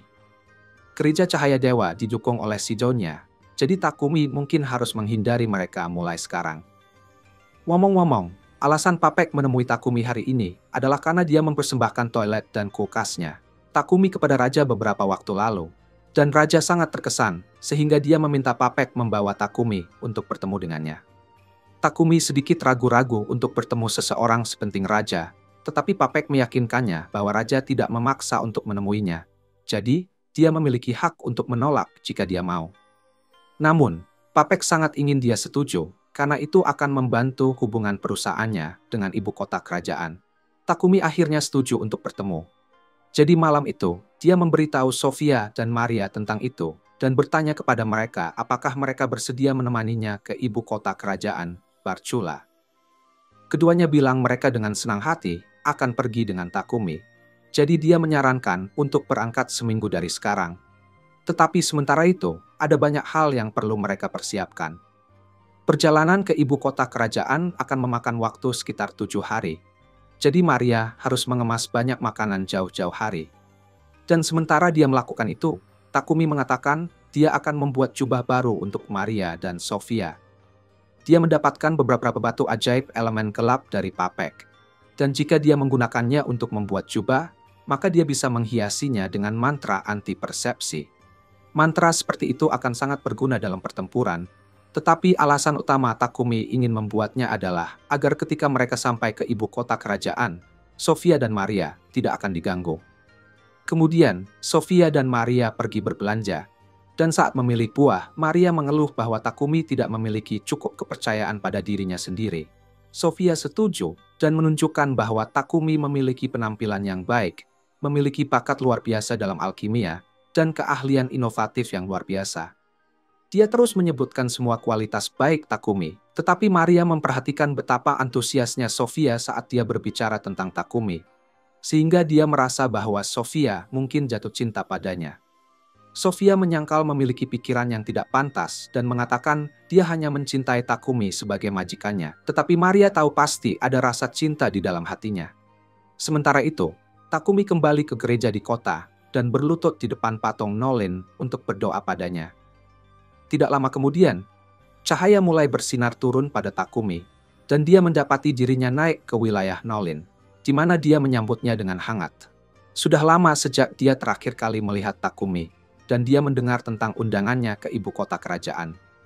Jadi jika dia di sini untuk berdoa untuk perjalanan yang aman, maka dia seharusnya membawa persembahan untuknya. Takumi memberitahunya bahwa dia berada di sini, karena dia punya beberapa pertanyaan yang ingin ditanyakannya. Dewi yang disembah oleh gereja cahaya dewa disebut Anat. Jadi pertama-tama dia bertanya pada Nolin, apakah benar-benar ada dewi lain selain dirinya. Nolin menegaskan bahwa dia adalah satu-satunya dewi nyata di sini. Tetapi jika itu masalahnya, maka Takumi bertanya siapa Anat yang dimaksudkan. Nolin tidak ingin mengungkapkan terlalu banyak, sehingga dia mengatakan Takumi akan mengetahuinya ketika waktunya tiba. Selagi di sini, Takumi juga bertanya pada Nolin, apakah dia tahu apa yang terjadi pada pahlawan-pahlawan lain yang dipanggil bersamanya.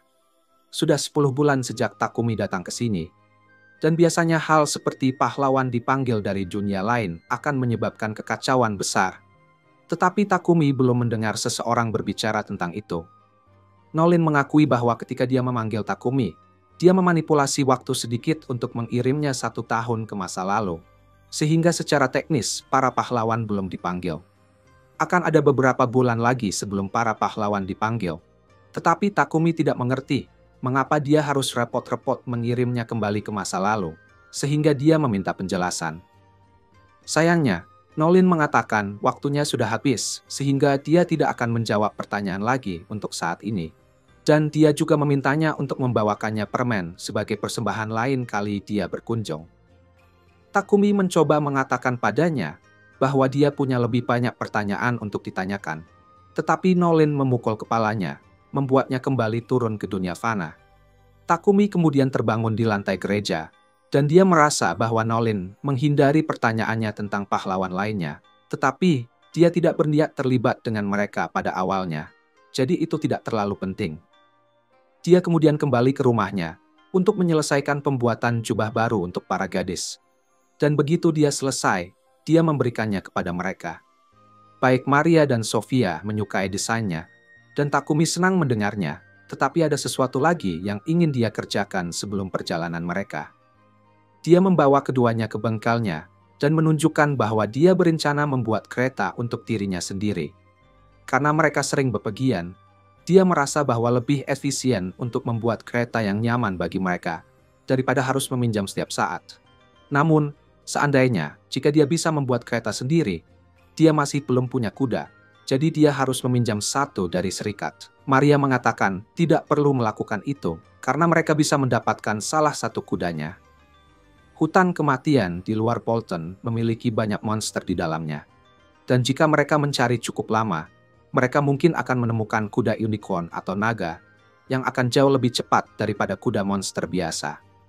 Maria tampaknya sangat bersemangat untuk pergi menangkap kuda, tetapi Takumi tidak bisa menahan perasaan sedikit gugup. Mereka akhirnya berangkat mencari kuda, dan di perjalanan ke hutan, Takumi bertanya pada Sofia apakah kuda naga jauh lebih cepat daripada kuda monster yang mereka dapatkan dari serikat. Dia mengonfirmasi ini, dan memberitahu Takumi bahwa kuda naga memiliki kecepatan, stamina, dan daya tahan yang jauh melampaui kuda monster biasa. Kuda naga terlihat hampir sama dengan kuda biasa, tetapi mereka memiliki tanduk besar dan sisik naga di sepanjang tubuh mereka. Jadi seharusnya mudah dikenali jika mereka menemukannya. Tanpa diduga, Maple memanggil mereka dan mengatakan mereka sebaiknya cepat-cepat mencari kuda. Maple jelas sangat termotivasi. Tapi itu hanya karena dia bersemangat untuk mendapatkan teman baru begitu Takumi membuat kontrak dengan kuda. Namun, sebelum yang lain bisa mengikuti langkah Maple, Sofia merasakan monster di dekatnya, jadi dia siap dengan pedangnya. Namun, saat serigala semak melompat keluar dari semak-semak, ia hanya melewati mereka tanpa menyerang. Takumi dengan bangga menyatakan bahwa serigala itu tidak melihat mereka karena jubah anti persepsi mereka. Tetapi meskipun Sofia sangat terkesan dengan efektivitas jubah tersebut, dia berpikir mungkin ide bagus untuk melepasnya, sehingga mereka benar-benar bisa melawan beberapa monster.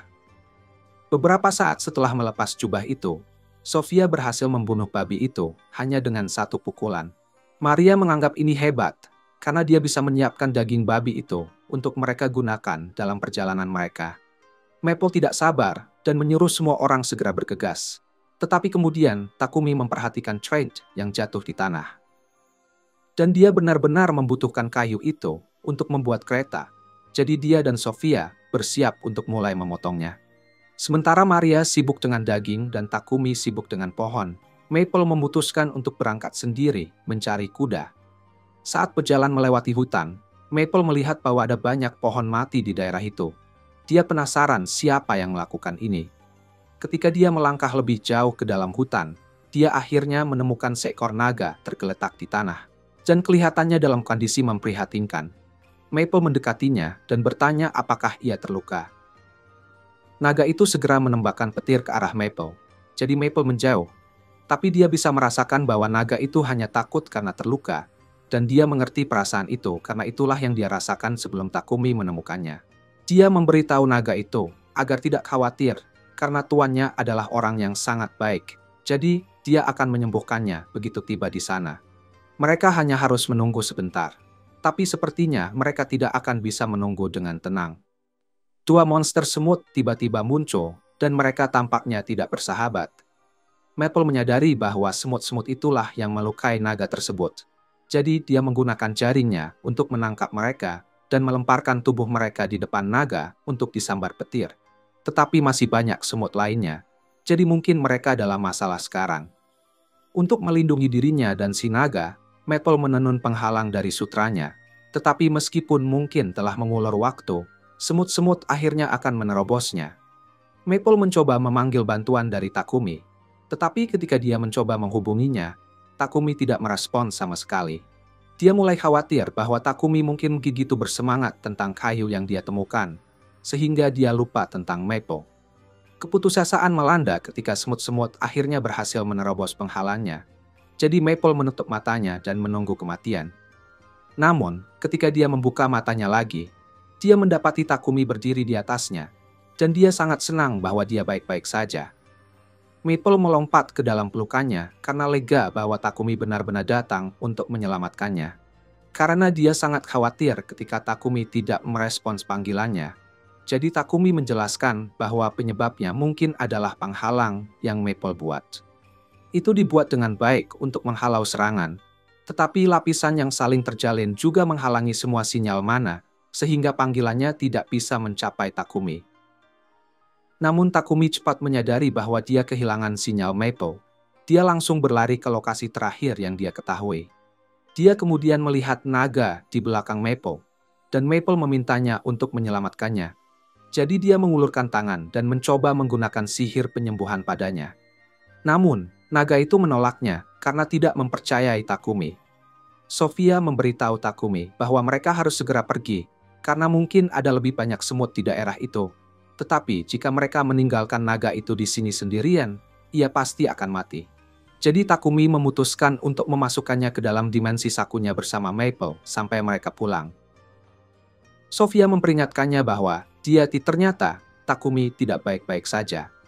Dia pingsan seketika setelah memasukkan naga itu ke dalam dimensi sakunya, dan bahkan setelah para gadis membawanya pulang, dia masih belum bangun selama 12 jam terakhir. Fakta bahwa naga itu masih ada di dimensi sakunya berarti mana Takumi akan terus disedot sampai akhirnya dia lemas. Dan dia tidak bisa membuka penghalang untuk membiarkan naga itu keluar karena dia tidak sadar. Jadi Sofia menghubungi Maple dan memintanya untuk membuka dimensi saku dari dalam. Maple mengatakan dia bisa melakukannya, tetapi naga itu akan ketakutan jika tiba-tiba muncul di tempat yang asing. Jadi dia katakan akan membuat tenda di halaman depan untuk menenangkan naga itu. Begitu naga itu keluar dari dimensi saku, Takumi seharusnya bisa pulih. Jadi sementara itu, Maria keluar untuk membeli beberapa perlengkapan medis untuk merawatnya dan meminta Sofia untuk menjaga Takumi agar ada orang di sampingnya ketika dia bangun.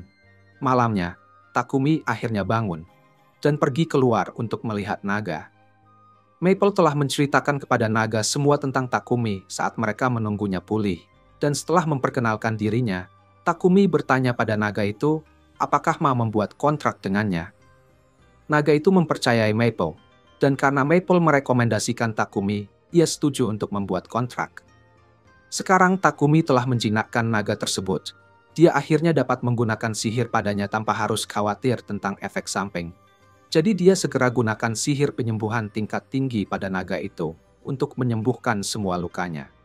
Dalam sekejap, naga itu kembali bisa berdiri dan kembali ke kekuatan penuh. Tetapi sekarang, karena dia menjadi salah satu hewan peliharaan Takumi secara resmi, dia harus memikirkan namanya.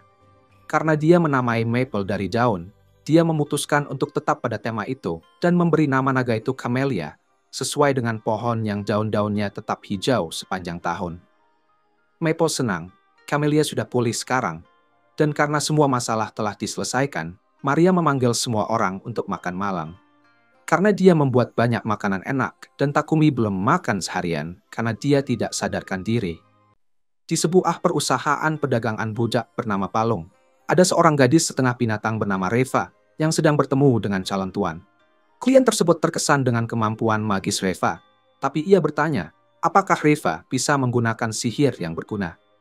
Reva bilang, dia belum tahu sihir praktis yang berguna, tapi dia berjanji akan berusaha keras untuk belajar supaya bisa berguna bagi sang tuan. Namun, pria itu mengatakan dia tidak bisa membeli Reva karena dia butuh seseorang yang bisa langsung membantunya dan tidak punya waktu untuk menunggu Reva berlatih. Meskipun begitu, dia mengakui kalau Reva itu unik, jadi dia mendoakan agar Reva bisa menemukan tuan yang cocok untuknya. Begitu klien pergi, Reva meminta maaf kepada Palung karena ditolak lagi. Tetapi Palung bilang padanya untuk tidak terlalu khawatir, karena cepat atau lambat majikan yang tepat untuknya akan muncul. Reva berusaha tetap optimis, tapi sudah beberapa tahun dia di sini dan masih belum berhasil menemukan majikan. Dia ingat kehidupannya dulu bersama adik laki-lakinya, dan bagaimana dia terpaksa menjual diri sebagai budak untuk mendapatkan uang dan merawat keluarganya. Tetapi sampai sekarang, dia belum menghasilkan sepeser pun. Sementara itu, di rumah Takumi, dia masih bekerja keras menyelesaikan keretanya. Dan hal itu mulai membuat Maria khawatir. Ia bertanya pada Takumi, apakah ia berencana untuk kembali ke bengkel Gambo hari ini? Dan Takumi mengiyakannya, karena masih banyak pekerjaan pandai besi yang harus diselesaikan sebelum perjalanan. Sophia bilang, mungkin Takumi sudah terlalu banyak bekerja, karena selain semua usaha yang dia lakukan untuk menyelesaikan keretanya, dia masih harus membuat lebih banyak ramuan dan kulkas untuk Papek.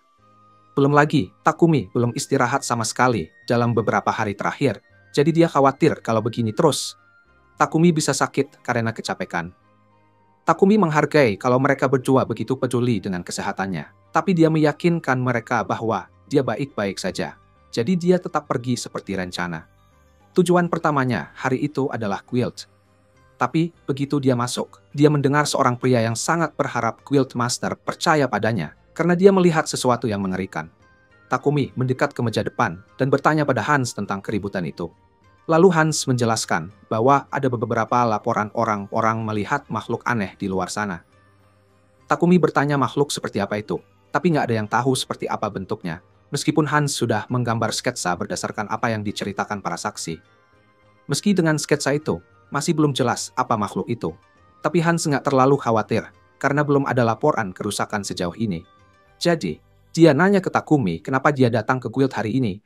Terus Takumi cerita kalau dia pengen daftar peliharaan baru, yang baru dia dapatkan. Hans kagum karena Takumi berhasil jinakin peliharaan lagi, dan mengingat semua hal aneh yang sudah Takumi lakukan sebelumnya, dia udah nyangka kalau peliharaannya bakal aneh. Tapi dia kaget banget waktu Takumi ngeluarin Camilla dari dimensi sakunya. Pas dia lihat wujudnya, dia sadar kalau Camilla itu monster yang selama ini bikin semua orang ketakutan. Dan sekarang, mereka tahu kalau Takumi penyebab semua panik itu. Seorang Master Guild menariknya ke dalam pertemuan buat memarahinya sampai dia minta maaf. Sementara itu, Sophia lagi jalan-jalan di kota karena baru saja selesai pertemuan dengan Mulan. Di sana, dia bertanya ke Mulan, apakah ada budak yang punya kemampuan sihir yang bisa membantu Takumi dengan pekerjaannya. Sayangnya, Mulan nggak punya siapapun yang cocok dengan deskripsi itu. Sebaliknya, Mulan bilang mungkin Sophia bisa coba lihat di perusahaan perdagangan budak lain. Siapa tahu ada yang sesuai kebutuhan dia. Saat dalam perjalanan pulang, dia bertemu Maria, yang lagi belanja bahan-bahan buat masak makan siang. Maria sadar kalau belakangan ini, Takumi kelihatan capek banget. Jadi dia pengen banget bikin Takumi merasa lebih baik dengan Mas. Ketika dia dan Sophia pergi ke bengkel Gambo untuk memeriksa Takumi, mereka menemukan Takumi pingsan di atas tumpukan kayu. Awalnya mereka terkejut, tapi Gambo bilang tidak usah khawatir, karena Takumi cuma ketiduran saat bekerja. Bisa dimengerti sih, karena Takumi sudah bekerja keras, terus tanpa istirahat. Meskipun dia pasti sangat kelelahan, dia tetap bekerja dengan senyuman sampai akhirnya pingsan. Sekarang dia sih baik saja, tapi Gambo memperingatkan mereka kalau Takumi tidak berhenti kerja terlalu keras. Suatu hari, dia bisa benar-benar sakit serius. Tak lama setelah itu, begitu Takumi bangun dari tidur siangnya, dia menyelesaikan membuat kereta, dan dia kelihatan sangat bangga pada dirinya sendiri. Dia memang pantas bangga, karena dia sudah mengakali hukum fisika untuk membuat benda ini. Dari luar, keretanya terlihat seperti kereta biasa, tapi di dalamnya sebesar rumah. Takumi bekerja keras menyihir kereta ini dengan sihir ruang, agar bagian dalamnya lebih besar, dan dia bahkan melengkapinya dengan semua kebutuhan sehari-hari, jadi perjalanan jauh pun bakal terasa nyaman.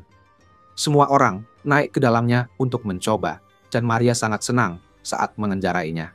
Meskipun kereta bergerak dengan kecepatan yang mengerikan, kamu hampir tidak merasakan getaran dari dalam, jadi tidak ada risiko mabuk perjalanan. Mereka masih punya waktu sebelum perjalanan mereka.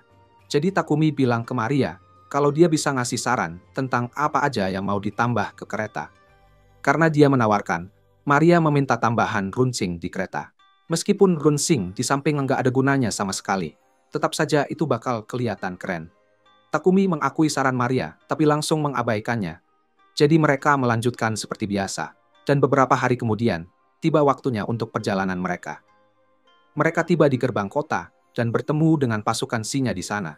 Karena mereka akan mengawal perjalanan mereka ke ibu kota. Papek dan yang lainnya segera tiba juga, dan karena semua sudah kumpul, Takumi berpikir ini saat yang tepat untuk berangkat. Tapi, Sebelum mereka pergi, Papek penasaran seperti apa sih kereta yang dibuat oleh Takumi. Jadi, dia minta izin untuk lihat-lihat bagian dalamnya. Takumi kasih izin, jadi Papek masuk ke dalam. Begitu lihat bagian dalam kereta yang ternyata seperti rumah, dia langsung kaget banget. Dia buru-buru nanya ke Takumi, gimana caranya buat kereta sehebat ini, dan bahkan nawarin uang banyak buat dapetin rahasianya. Tapi, Lord Godwin mendadak nyajarin Papek supaya nggak bikin Takumi jadi gak nyaman. Tapi kemudian Godwin mulai berkata dengan semangat betapa dia ingin sekali punya kereta yang sama kerennya dengan kereta Takumi. Dia bilang dia nggak maksain Takumi buat bikinin dia kereta.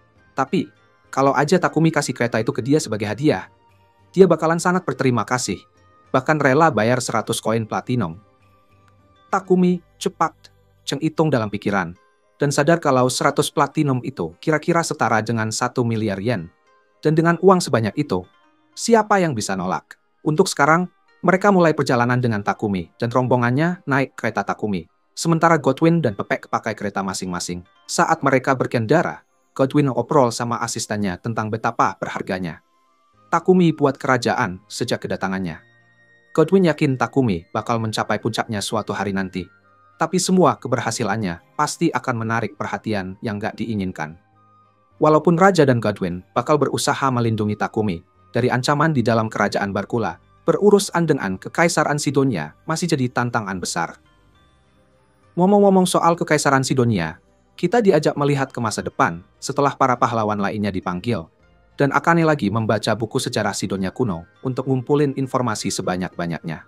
Buku ini bercerita tentang Dewi Annette yang dipuja oleh Sidonia, dan katanya dia menciptakan manusia menurut gambarnya, lalu menciptakan manusia hewan dari binatang dan elf dari peri. Semuanya untuk melayani di bawah umat manusia. Itulah kenapa manusia hewan di Kekaisaran Sidonia diperlakukan dengan buruk, dan Akane nggak bisa terima itu. Kembali ke zamannya, Takumi, dia dan yang lain baru saja tiba di ibu kota. Dan Takumi senang banget mereka berhasil sampai dengan selamat tanpa diserang. Tapi alasan satu-satunya kenapa mereka bisa aman adalah karena kelompoknya, Takumi terus menghabisi semua monster yang mendekat sedikit saja. Nyatanya, Leon Stang benar-benar nggak melakukan apa-apa selama ini. Meskipun mereka seharusnya jadi pengawal, tiba-tiba Pepek mendekati Takumi dan bilang kalau dia ada sesuatu yang mau diomongin. Pas sudah sampai di penginapan, Pepek cerita ke Takumi kalau dia pengen kasih hadiah ke Raja berupa kereta yang mirip dengan yang dibuat Takumi untuk Raja. Pepek sudah bahas ini sama Tuan Godwin, dan menurut dia ini cara yang pas buat nunjukin keahlian Takumi ke Raja. Tapi karena pertemuan mereka dengan Raja cuma tinggal 5 hari lagi, Pepek merasa Takumi mungkin nggak bakal sempat bikin kereta itu. Jadi, dia saranin buat nunggu sampai mereka punya kesempatan lagi untuk bertemu Raja. Tapi anehnya, Takumi malah bilang kalau dia bisa bikin dalam 5 hari. Kalau dia bikin setelah sampai rumah, dia harus bawa kereta itu balik lagi ke ibu kota. Dan itu terlalu repot, jadi dia pikir mendingan bikin aja pas dia masih di sini. Cari bahan-bahannya di ibu kota harusnya nggak terlalu susah. Tapi masalah utamanya adalah Takumi butuh tempat untuk mulai membuat itu, dan dia nggak punya bengkel di ibu kota. Untungnya, Papek bilang dia tahu tempat yang pas banget buat Takumi ngerjain semua itu, di Palm Company. Kemudian, Takumi ketemu Maria dan Sofia buat cerita tentang tawaran Papek agar dia kerja di Palm Company. Dan kebetulan, Sofia sedikit tahu tentang Palm Company. Jadi, dia bilang ke Takumi kalau itu adalah salah satu perusahaan perdagangan budak yang lebih bisa dipercaya di ibu kota. Setidaknya menurut apa yang Mulan katakan padanya. Papek dapat izin untuk Takumi supaya bisa pakai salah satu bangunan lama Palm Company. Jadi begitu bahan-bahannya datang, Takumi berencana mulai kerja bikin kereta baru. Tapi, Sofia nggak setuju itu terjadi. Dia bilang ke Takumi kalau dia perlu cari asisten. Dia hampir bekerja sampai mau pingsan saat bikin kereta pertama. Dan sekarang dia mau mulai bikin kereta kedua tanpa istirahat. Bahkan orang yang gila kerja seperti dia harus sadar kalau dia mengabaikan kesehatannya. Jadi, Sofia meminta Takumi untuk mencari budak baru saat mereka berada di perusahaan Palm. Takumi paham kalau Sofia dan Maria benar-benar khawatir dengan kesehatannya. Jadi dia setuju untuk mencari budak baru. Besoknya, dia bertemu dengan pemilik perusahaan Palm.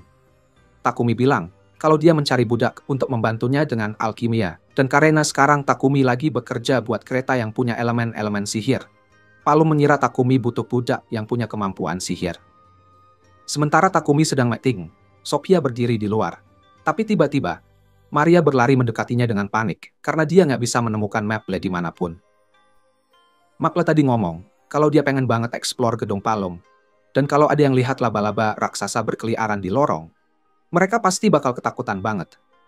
Jadi, Sophia bilang dia bakal cari Maple sebelum ada kejadian. Tapi sayangnya, pas dia nemuin Maple, Reva udah keburu ketakutan setengah mati gara-gara Maple. Padahal Reva cuma lagi mau menikmati bukunya. Maple minta maaf soalnya udah bikin Reva takut, dan Sophia bantuin Reva berdiri lagi. Pas lagi bantuin Reva, Sophia lihat kalau buku yang dibawa Reva itu tentang alkimia. Terus dia nanya ke Reva, apa dia suka sama alkimia. Dan Reva mulai cerita betapa dia suka banget belajar alkimi. Beberapa menit kemudian, Reva dibawa ke ruang rapat untuk bertemu dengan Takumi. Karena Palom menyarankannya sebagai kandidat yang bagus untuk kebutuhan Takumi. Reva menyapa Takumi dan duduk agar mereka bisa mulai berdiskusi. Namun, saat Takumi menjelaskan tugas-tugas yang perlu dikerjakan, pikiran Reva melayang jauh, karena dia khawatir akan ditolak lagi, dan tidak bisa mendapatkan uang untuk keluarganya. Tiba-tiba, Takumi menyebutkan tentang bertemu seseorang yang punya sedikit pengetahuan tentang alkimia. Dan begitu Reva mendengar kata alkimia, dia langsung tertarik karena alkimia adalah keahliannya. Dia sangat menyukai alkimia seperti Takumi, jadi mereka mulai ngobrol tentang metode dan teori favorit mereka. Takumi kagum padanya, jadi dia memutuskan untuk memberi Reva pertanyaan kecil. Dia merobek selembar kertas dari jurnalnya, dan bertanya apakah Reva tahu untuk apa lingkaran sihir ini. Reva langsung melihatnya, dan bisa menebak kalau itu lingkaran rekombinasi untuk membuat kue. Tetapi ada yang aneh, dan dia tidak tahu apa itu. Dia mulai panik, seperti saat ujian, dan menangis karena tidak bisa menjawab pertanyaan Takumi. Reva bilang dia tidak tahu jawabannya, karena ini bukan mantra kue yang dia awalnya berpikir kalau Takumi bakal menolaknya karena gagal dalam tes. Tapi ternyata tidak. Malah Takumi mengulurkan tangannya dan mengundangnya bergabung dengan timnya. Sebenarnya, tebakan dia tentang lingkaran sihir yang digunakan untuk membuat kue itu benar. Tapi ada sedikit perbedaan, karena Takumi memakai bahan yang berbeda untuk kuenya. Meski begitu, Takumi merasa keren banget karena dia bisa tahu fungsi lingkaran sihir itu hanya dengan melihatnya. Jadi dia bilang akan senang sekali kalau dia mau jadi bagian dari timnya. Setelah Takumi menerima Reva, Palom membuat kontrak di antara mereka. Dan Reva merasa senang akhirnya bisa bekerja. Tapi, dia minta tolong satu hal kecil ke Takumi. Dia ingin dia membantunya mengirim semua upahnya kembali ke desa asalnya. Reva menjelaskan bahwa keluarganya sangat miskin. Jadi dia ingin mendukung mereka sebanyak mungkin supaya adiknya bisa memiliki kehidupan yang lebih baik. Dan jika itu yang dia inginkan, maka Takumi tidak melihat alasan untuk menolak. Sementara itu, Raja Sidonia bersiap untuk membalas dendam melawan kerajaan Barkula, tapi menolak menyerahkan Takumi. Jadi Raja berencana mengirim para ksatria suci untuk memberi pelajaran. Tapi sang putri punya ide yang lebih baik. Mereka akan segera memanggil pahlawan mereka. Jadi dia berencana menyebarkan desas-desus untuk membangkitkan kebencian terhadap orang-orang Barkula di antara orang Sidonia.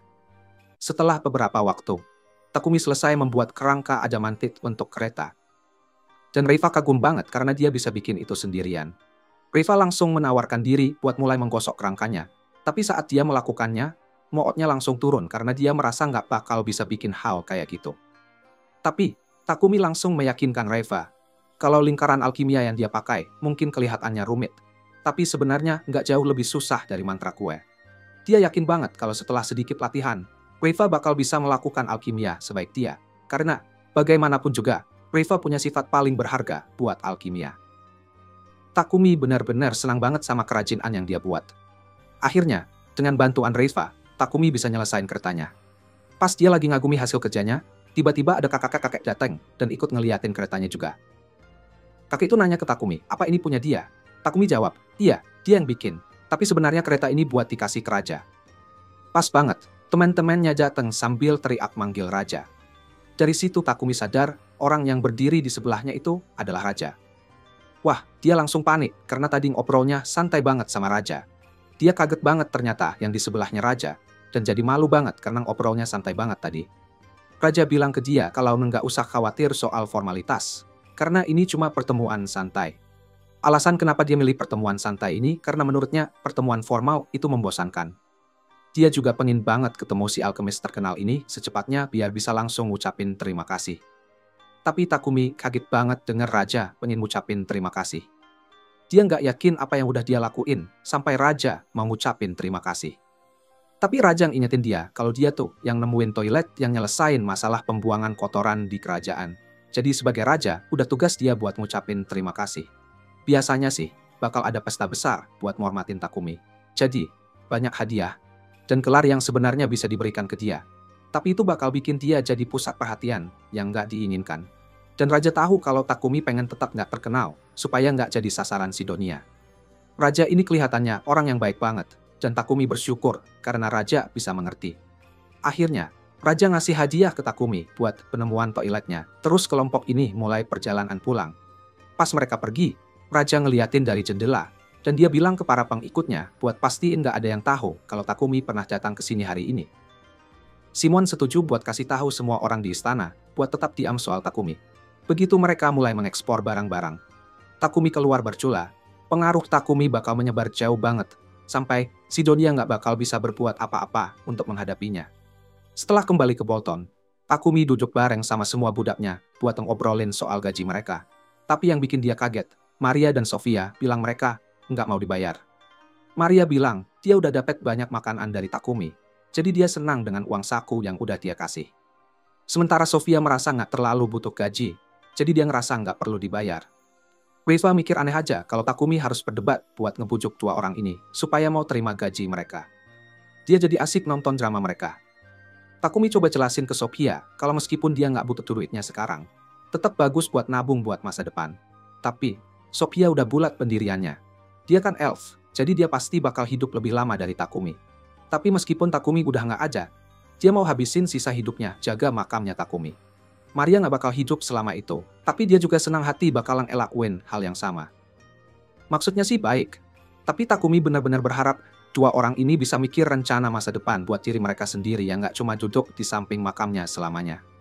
Sementara itu, di Kekaisaran Sidonia, salah satu mata-mata sang putri berhasil mendapatkan salah satu alat pemurnian milik Takumi. Dia merasa sangat muak karena ada yang berani meniru sihir suci mereka tanpa membayar. Sang putri nggak terima, dan dia tahu kalau alat-alat pemurnian ini berasal dari kota Bolton. Jadi, dia berencana mengirim tim kecil untuk menghancurkan siapapun yang memproduksi alat-alat itu. Di rumah Takumi, dia dan Reva lagi ada di bengkel ketika tiba-tiba Reva nanya kalau dia bisa daftar di guild petualang. Takumi kaget dengar permintaan itu. Tapi Reva bilang dia pengen bantu Takumi sebagai petualang juga. Jadi, kayak Maria dan Sophia. Terus, jadi petualang bakal bantu dia ningkatin statistiknya. Dan kalau statistiknya naik, dia bisa bikin alkimia yang lebih rumit. Nah, kalau dijelasin kayak gitu, Takumi jadi paham kenapa dia pengen jadi petualang. Jadi dia setuju buat daftarin dia. Mereka berdua pergi ke guild, dan Reva dapat kartu guild biar bisa gabung ke partinya Takumi. Tapi ngomong-ngomong soal partinya Takumi, Hans bilang ke dia supaya cepetan mikirin nama buat partinya. Kecuali Reva, semua orang di partinya Takumi udah peringkat tinggi, dan dengan prestasi mereka jelas salah satu parti terbaik di guild. Jadi nggak bisa terus-terusan nggak punya nama kan. Takumi tuh nggak terlalu peduli kalau partainya nggak punya nama. Soalnya dia dari awal emang nggak pengen jadi petualang. Lagian, timnya juga nggak ada yang bisa jadi petarung di barisan depan. Sebenarnya, Takumi bisa aja sih kalau dia latihan lebih banyak. Tapi dia nggak tertarik buat jadi lebih kuat. Tiba-tiba, Barak muncul entah dari mana dan bilang kalau dia mau latih. Takumi sampai jadi jagoan di barisan depan. Barak malah pura-pura nggak dengar pas Takumi bilang kalau dia nggak mau latihan. Terus, Barak mulai melempar-lempar Takumi di lapangan latihan, sambil nyuruh dia mikirin nama buat partinya. Tapi di antara rasa takut dan sakit yang terus-menerus, satu-satunya nama yang bisa Takumi pikirkan semuanya berhubungan dengan toilet. Jadi Barak terus melempar-lempar Takumi, sampai dia bisa mikirin nama yang lebih bagus. Sayangnya, Takumi nggak bisa mikir nama lain. Jadi akhirnya dia penuh lebam dan benjolan. Maria mulai mengobati lukanya, dan Takumi nanya, apakah dia punya ide nama untuk kelompok mereka. Tapi ternyata Maria lebih parah dalam hal kasih nama, jadi dia nggak bisa bantu banyak. Takumi coba nanya Sofia kalau dia punya ide nama keren, tapi pikirannya lagi sibuk sama amarah yang berkobar dalam dirinya. Dia nggak percaya Barak berani nyakitin tuannya kayak gitu, dan dia langsung bangkit buat ke guild sekarang juga, karena dia siap buat berantem soal ini. Tapi Takumi hentikannya, dan bilang kalau Barak cuma lagi ngelatih dia. Walaupun sakit, statistik bertarung, Takumi jadi naik lumayan banyak gara-gara itu. Jadi nggak ada alasan buat marah sama Barak. 10 bulan udah berlalu sejak Takumi dipanggil dan pahlawan lainnya sekarang lagi sibuk dengan latihan mereka. Kemampuan bertarung Yamato terus meningkat dari waktu ke waktu. Bahkan sekarang, dia bisa ngalahin ksatria yang melatihnya. Tapi, Akira duduk di pinggir dan mengejek Yamato karena dia pikir kayak bertarung Yamato yang agresif nggak bakal berhasil di pertarungan sungguhan. Akane bilang ke Akira kalau gaya bertarungnya sama agresifnya kayak Yamato. Tapi Akira malah ngejawab kalau dia kan tokoh utamanya, jadi otomatis dia lebih jago main pedang. Terus dia nanya ke Akane, apa dia mau balik ke kamarnya buat latihan jenis lain? Tapi Akane malah cuek dan balik ke kamarnya sendiri. Sejak mereka sampai di sini, Yamato dan Akira kayak berubah, jadi lebih aneh, dan dia nggak tahu kenapa. Akane lagi coba cari tahu sebanyak mungkin tentang si Jonya dan Jawinya, Anete, buat ngerti apa yang sebenarnya terjadi. Tapi sejauh ini, yang dia temuin cuma doktrin dari gereja. Ajaran mereka bilang kalau manusia itu yang paling unggul, dan semua makhluk setengah manusia dianggap budak. Tapi di sisi lain, ada juga gereja penciptaan yang menyembah Nolien, dan mereka memperlakukan semua manusia dan makhluk setengah manusia dengan sama. Masalahnya, di Sidonia, gereja cahaya dewa yang berkuasa, dan kalau mereka manggil dia sama yang lain-lain, jadi pahlawan buat bawa perdamaian dunia. Agak ngeri juga mikirin apa rencana keluarga kerajaan di sini buat mereka. Balik ngomongin Takumi, dia ngasih Riva cincin sama tongkat, karena Riva mau bantu-bantu di petualangan mereka. Cincin itu bakal bantu Riva buat aktifin sihir, dan karena Riva bilang dia tahu cara pakai tongkatnya, jadi Takumi bikin satu senjata dari kayu dan logam mithril buat Riva. Riva seneng banget karena Takumi bikin senjata yang keren banget buat dia. Tapi Maple mulai cemburu karena Takumi nggak pernah bikin senjata buat dia. Tapi kali ini, Takumi bikin senjata buat Maple juga, dan dia minta bantuan Riva buat bikin itu. Jadi Maple seneng banget ke mereka berdua. Besoknya, Takumi latihan lagi sama Barak, dan dia coba mikirin nama buat kelompoknya, biar bisa kabur dari latihan. Tapi nama terbaik yang dia punya cuma Cat's Claw. Dan itu malah mirip banget sama Lion's Fang. Jadi ya Barak ngerjain dia dengan gerakan abdominal stretch hold. Maria mencoba bantu kasih saran nama. Tapi namanya jelek banget sampai Barak langsung nolak dan melempar Takumi ke tanah. Takumi mulai khawatir kalau Sofia bakal menyerang Barak kalau dia terus-terusan mengayun. Takumi kayak gitu. Tapi setelah Sofia lihat langsung latihan itu, dia sadar kalau Takumi emang lemah banget dalam pertarungan tangan kosong. Jadi dia sekarang mikir latihannya memang perlu. Setelah berjam-jam dilempar-lempar, akhirnya Takumi dapat istirahat. Tapi pas dia baru mau santai, Hans tanya apakah Takumi mau ambil misi pengawalan. Takumi agak ragu-ragu buat ambil misi pengawalan. Soalnya biasanya misinya panjang banget. Tapi Barak bilang sama dia kalau dengan keretanya dan Camelia, cuma butuh 4 hari buat pergi dan balik. Lagi pula, permintaan ini datang dari perusahaannya Papek. Jadi kalau dia terima, itu bakal bantuin Papek. Takumi nanya, gimana kalau Lion's Fang aja yang ngerjain? Soalnya biasanya mereka yang urus misi pengawalan dari Papek. Tapi sayangnya, Lion's Fang lagi ada di misi lain. Jadi mereka nggak bisa. Takumi masih ogah terima misi ini, tapi semua orang ngerasa ini ide bagus. Jadi dia terpaksa terima. Mereka mulai perjalanan ke kota Kilgos, dan orang yang mereka kawal bilang dia merasa lebih aman karena Takumi dan timnya bakal jagain dia. Jadi, ceritanya dia mau jual kebutuhan pokok sama alat-alat penyaring itu. Tapi pas dia lagi di sana, Papek juga minta dia buat beli susu. Takumi kaget banget pas tahu kalau susu tuh ada di dunia ini. Soalnya dia belum pernah lihat sebelumnya. Cuma biasanya memang nggak dijual di Bolton. Ternyata Kilgos juga punya produk susu lainnya kayak keju. Jadi, Takumi mulai semangat nih buat perjalanan ini. Pas mereka sampai di kota Kilgos, Takumi ngajak semua orang coba makan semur krim untuk pertama kalinya. Pas mereka nyicip pertama kali, mereka semua merasa rasanya enak dan unik banget karena mereka belum pernah merasakan sesuatu seperti ini sebelumnya. Tapi Takumi merasa dia bisa sedikit memperbaiki resepnya. Jadi dia bilang mereka harus beli banyak keju dan susu sebelum pulang.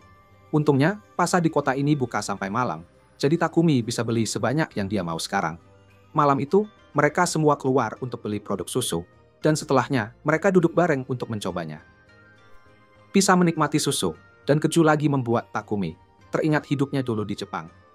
Tapi dia sama sekali nggak kangen, karena hidupnya di dunia ini jauh lebih memuaskan daripada sebelumnya di bumi. Sofia melihat Takumi lagi mikir dalam-dalam. Jadi dia nanya apa ada sesuatu, terus dia nanya ke Sofia, pernah kepikiran buat balik ke kampung halaman nggak sih?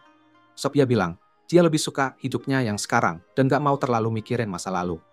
Dia tuh udah 50 tahun terjebak sama kutukan yang nempel di dirinya.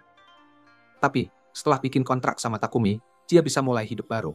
Jadi sekarang, dia cuma pengen fokus maju bareng Takumi dan teman-teman lainnya.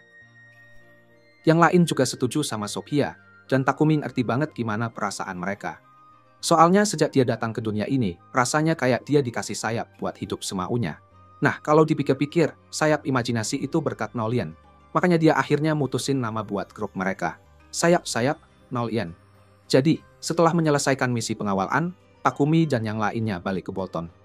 Tapi begitu sampai di rumahnya, Takumi ngerasa ada yang nggak beres. Seluruh ruangan penuh dengan racun yang bikin lumpuh. Sebelum dia sempat tahu apa yang terjadi, semua cewek-cewek udah keracunan dan ditangkap sama 2 orang bertopeng. Salah satu dari mereka maju ke arah Takumi dan berusaha menikam dia. Tapi di detik terakhir, pisau itu kena jaring dan terlempar dari tangannya. Takumi langsung manfaatin kesempatan itu buat melawan balik dan berhasil bikin orang pertama pingsan. Orang kedua coba nyerang Takumi, tapi dengan gampangnya Takumi bisa ngelempar dia dan bikin dia pingsan juga. Sekarang setelah ancaman-ancaman itu sudah diatasi, Takumi berterima kasih sama Maple karena dia benar-benar menyelamatkannya tadi. Terus, dia pakai sihir buat ngilangin racunnya, biar cewek-cewek itu bisa bergerak lagi. Dan Sophia langsung minta maaf banget karena nggak bisa melindunginya. Takumi bilang kalau itu bukan salahnya karena dia nggak bisa bergerak, soalnya cuma dia dan Maple yang punya skill tahan lumpuh. Ngomong-ngomong soal Maple, dia nanya Takumi mau apain sama sisa penyusup yang dia temukan. Dia nemuin orang-orang ini berkeliaran di sekitar rumah. Jadi dia kalahin dan ikat mereka pakai jaringnya. Tapi kalau dilihat-lihat, kayaknya ini usaha pembunuhan yang udah direncanain. Takumi ngasih tugas ke Sophia buat manggil Barak dari guild. Pas Sophia sampai, Barak langsung ngurusin para pembunuh itu. Tapi dia bilang ke Takumi kalau sebaiknya ngelaporin ini ke Tuan Bolton. Soalnya kelihatannya ini adalah masalah besar. Keesokan harinya, Takumi akhirnya ketemu sama Tuan Besar, dan dari investigasinya, dia tahu kalau orang-orang yang nyoba nyerang dia itu anggota dari Divine Light Squadron. Mereka ini semacam pasukan khusus yang dikirim Sidonia buat mengeksekusi siapapun yang dianggap mengganggu gereja cahaya dewa. Takumi jadi kaget banget kalau ternyata Sidonia beneran mau ngebunuh dia. Ternyata alasannya karena alat-alat pemurnian yang dia buat. Dulu, kerajaan harus ngandelin para pendeta buat pakai sihir suci buat bersihin saluran air. Pendeta dari gereja penciptaan dan gereja cahaya dewa biasanya gantian ngerjain ini. Tapi bedanya, gereja penciptaan ngelakuin itu gratis, sedangkan gereja cahaya dewa selalu pasang tarif mahal. Jadi dengan penemuan Takumi, para pendeta nggak diperlukan lagi buat upacara pemurnian. Akibatnya, gereja cahaya dewa kehilangan banyak pemasukan. Takumi sampai nanya apakah dia perlu bersembunyi atau pindah dari negara ini. Tapi dia dikasih tahu kalau dia bakal lebih aman kalau tetap di Bolton, karena di sini banyak pengikut gereja penciptaan. Jadi gereja cahaya dewa bakal sulit untuk berkuasa di sini. Supaya lebih aman lagi, mereka bakal nambahin patroli dari ksatria dan penjaga kota biar nggak ada pembunuh dari cahaya dewa yang muncul lagi. Keamanan kota udah diurus. Tapi Barak bilang mereka masih harus khawatir soal keselamatan Takumi. Takumi lagi sibuk berpetualang nih. Terus dia ngomong ke Barak kalau dia mau berhenti dulu dari petualangan gara-gara situasinya kayak gini. Tapi Barak nggak mau nerima itu. Soalnya timnya Takumi itu salah satu dari top 5 di guild. Jadi kalau Takumi berhenti, bisa-bisa ngaruh ke nilai guild. Dan buat Barak, nilai guild itu lebih penting daripada keselamatan Takumi. Nah, Sophia juga ikut nimbrung. Dia bilang bakal jagain Takumi, walaupun harus taruhan nyawa. Jadi dia pengen terus berpetualang bareng Takumi. Takumi ini orangnya gampang banget ke bawah arus, jadi dia nggak bisa nolak dua-duanya. Dan akhirnya setuju buat terus jadi petualang. Pas mereka bertiga balik ke guild, Takumi mikir sebentar. Jelas banget kalau Sidonia ngejar nyawanya, tapi gara-gara itu teman-temannya jadi bahaya semalam dan dia harus ngelakuin sesuatu biar mereka aman. Pas sudah sampai di guild, Takumi dan Sophia ketemu Hans buat akhirnya daftar nama kelompok mereka. Tapi sebelum pergi, Hans ngasih tahu Takumi supaya hati-hati. Rumor soal serangan ke dia udah mulai nyebar, dan katanya ada imbalan besar buat nangkep Takumi. Jadi mungkin aja ada petualang lain yang bakal nyoba nyerang dia. Malamnya, Takumi pulang dan cerita ke semua orang soal kabar buruk itu. Maria jadi sedih setelah dengar semuanya, karena berarti kemungkinan besar bakal ada orang-orang yang nyerang mereka lagi. Takumi minta maaf ke semuanya, karena mereka dalam bahaya gara-gara dia. Tapi mereka bilang nggak perlu minta maaf, karena mereka semua memang memilih untuk tetap di samping Takumi, apapun yang terjadi. Lagi pula, mereka cukup kuat untuk menghadapi siapapun yang mencoba menyerang mereka lagi. Takumi senang punya cewek-cewek yang mendukungnya, tapi dia masih agak khawatir. Jadi dia kepikiran buat bikin alat sihir yang bisa bikin penghalang di sekitar rumahnya. Dengan begitu, nggak ada penyerang yang bisa mendekati dia atau cewek-cewek itu saat mereka ada di rumah. Tapi, dia masih harus mikirin keselamatan mereka saat lagi berpetualang di luar. Nah, Sofia kasih saran buat cari seseorang yang bisa jadi tank buat tim mereka. Takumi setuju, tapi dia nggak tahu mulai nyari dari mana. Jadi, Sofia bilang kalau ada banyak petualang yang solo di luar sana. Jadi, mereka mungkin bisa menemukan seseorang dengan cepat, tapi nggak ada jaminan kalau orang itu bisa dipercaya. Jadi, Takumi berencana untuk cari budak lain. Semua orang tidur malam itu sementara para ksatria berjaga di War Mansion, tapi Takumi begadang semalaman mengerjakan alat penghalangnya. Besok paginya, dia manggil Reiva keluar untuk bantuin alkimia, tapi ternyata Sofia juga datang dan bilang mau bantu. Takumi senang ada bantuan ekstra, jadi dia setuju untuk biarkan Sofia membantu dan minta dia mengukir lingkaran sihir ini di salah satu lempeng logam yang dia bawa. Setelah itu selesai, Takumi mulai menuangkan serbuk sihir ke atas lempeng logam. Sambil Takumi lagi sibuk, Sofia nanya apakah dia sempat tidur semalam. Takumi bilang dia begadang semalaman karena mikirin strategi pertahanan buat kedepannya. Ngomong-ngomong soal pertahanan, ternyata si Maple lagi latihan bareng Camellia. Mereka lagi latihan serangan bareng Camellia ke golem palsu. Tapi pas Reiba mikir-mikir, golem itu kan termasuk alkimia. Jadi kalau Takumi bisa bikin satu, itu bakal keren banget buat jadi tank tim mereka. Sayangnya, bikin golem itu butuh lingkaran sihir yang harus diukir di inti kontrolnya. Dan itu masih terlalu rumit buat Takumi. Dia perlu ningkatin kemampuan manipulasi mananya banyak banget buat bisa nyoba bikin golem. Tapi untuk sekarang, dia cuma mau fokus nyelesain penghalangnya. Jadi dia mulai ngelempar mantra buat nempelin sihirnya ke plat logam. Pas sudah selesai, tinggal nempelin aja tuh plat ke rumah. Tiba-tiba, Takumi dapat notifikasi kalau skill manipulasi mananya udah mentok dan berubah jadi kendali sihir. Jadi mungkin dia bisa coba bikin golem juga nih. Sementara itu di Sidonia, Raja baru aja dikasih tahu kalau pasukan Divine Light Squadron ketangkep. Raja kaget banget dengernya. Soalnya nggak cuma gagal ngehabisin target, tapi malah ketangkep juga. Sekarang kerajaan Barcula pasti udah nginterogasi para pembunuh itu dan tahu kalau Sidonia yang di belakang semua ini. Masalah ini jadi lebih ribet daripada yang dia kira. Elizabeth nyaranin ke Raja kalau sebaiknya mereka berhenti dulu menyerang Barcula dan lebih fokus menyelesaikan misi lain tentang lingkaran pemanggilan. Raja setuju sama Elizabeth, terus dia nanya ke Homer soal perkembangan lingkaran sihir yang rusak itu. Homer bilang kalau dia belum bisa analisis lingkaran itu sepenuhnya, tapi kayaknya sih lingkarannya masih bisa berfungsi. Jadi, mereka cuma perlu nunggu sampai lingkaran itu ngumpulin cukup kekuatan sihir biar bisa diaktifkan. Kalau dihitung-hitung, butuh waktu sekitar 2 bulan sampai mereka bisa memanggil pahlawan mereka. Sementara itu, di rumah Takumi, dia baru aja nyelesain percobaan pertamanya bikin golem. Ternyata gagal total.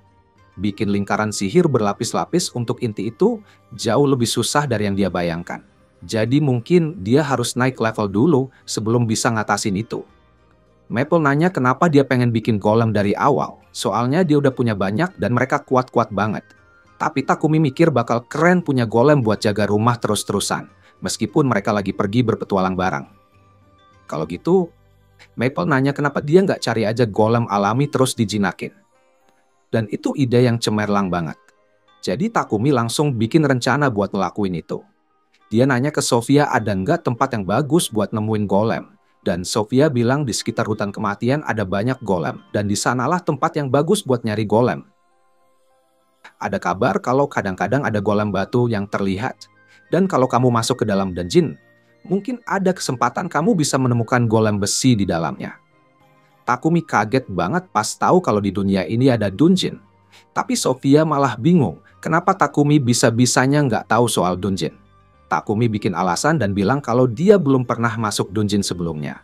Tapi dia pikir mereka harus coba masuk ke dungeon buat cari golem besi. Tapi Sofia bilang itu ide yang jelek. Karena bakal nekat banget buat masuk dungeon sementara mereka belum punya tank di tim mereka. Sofia bener juga sih. Jadi akhirnya Takumi dan yang lain memutuskan buat pergi ke dataran batu cari golem batu. Akhirnya mereka berhasil menemukan satu golem. tapi ukurannya jauh lebih besar dari yang mereka kira.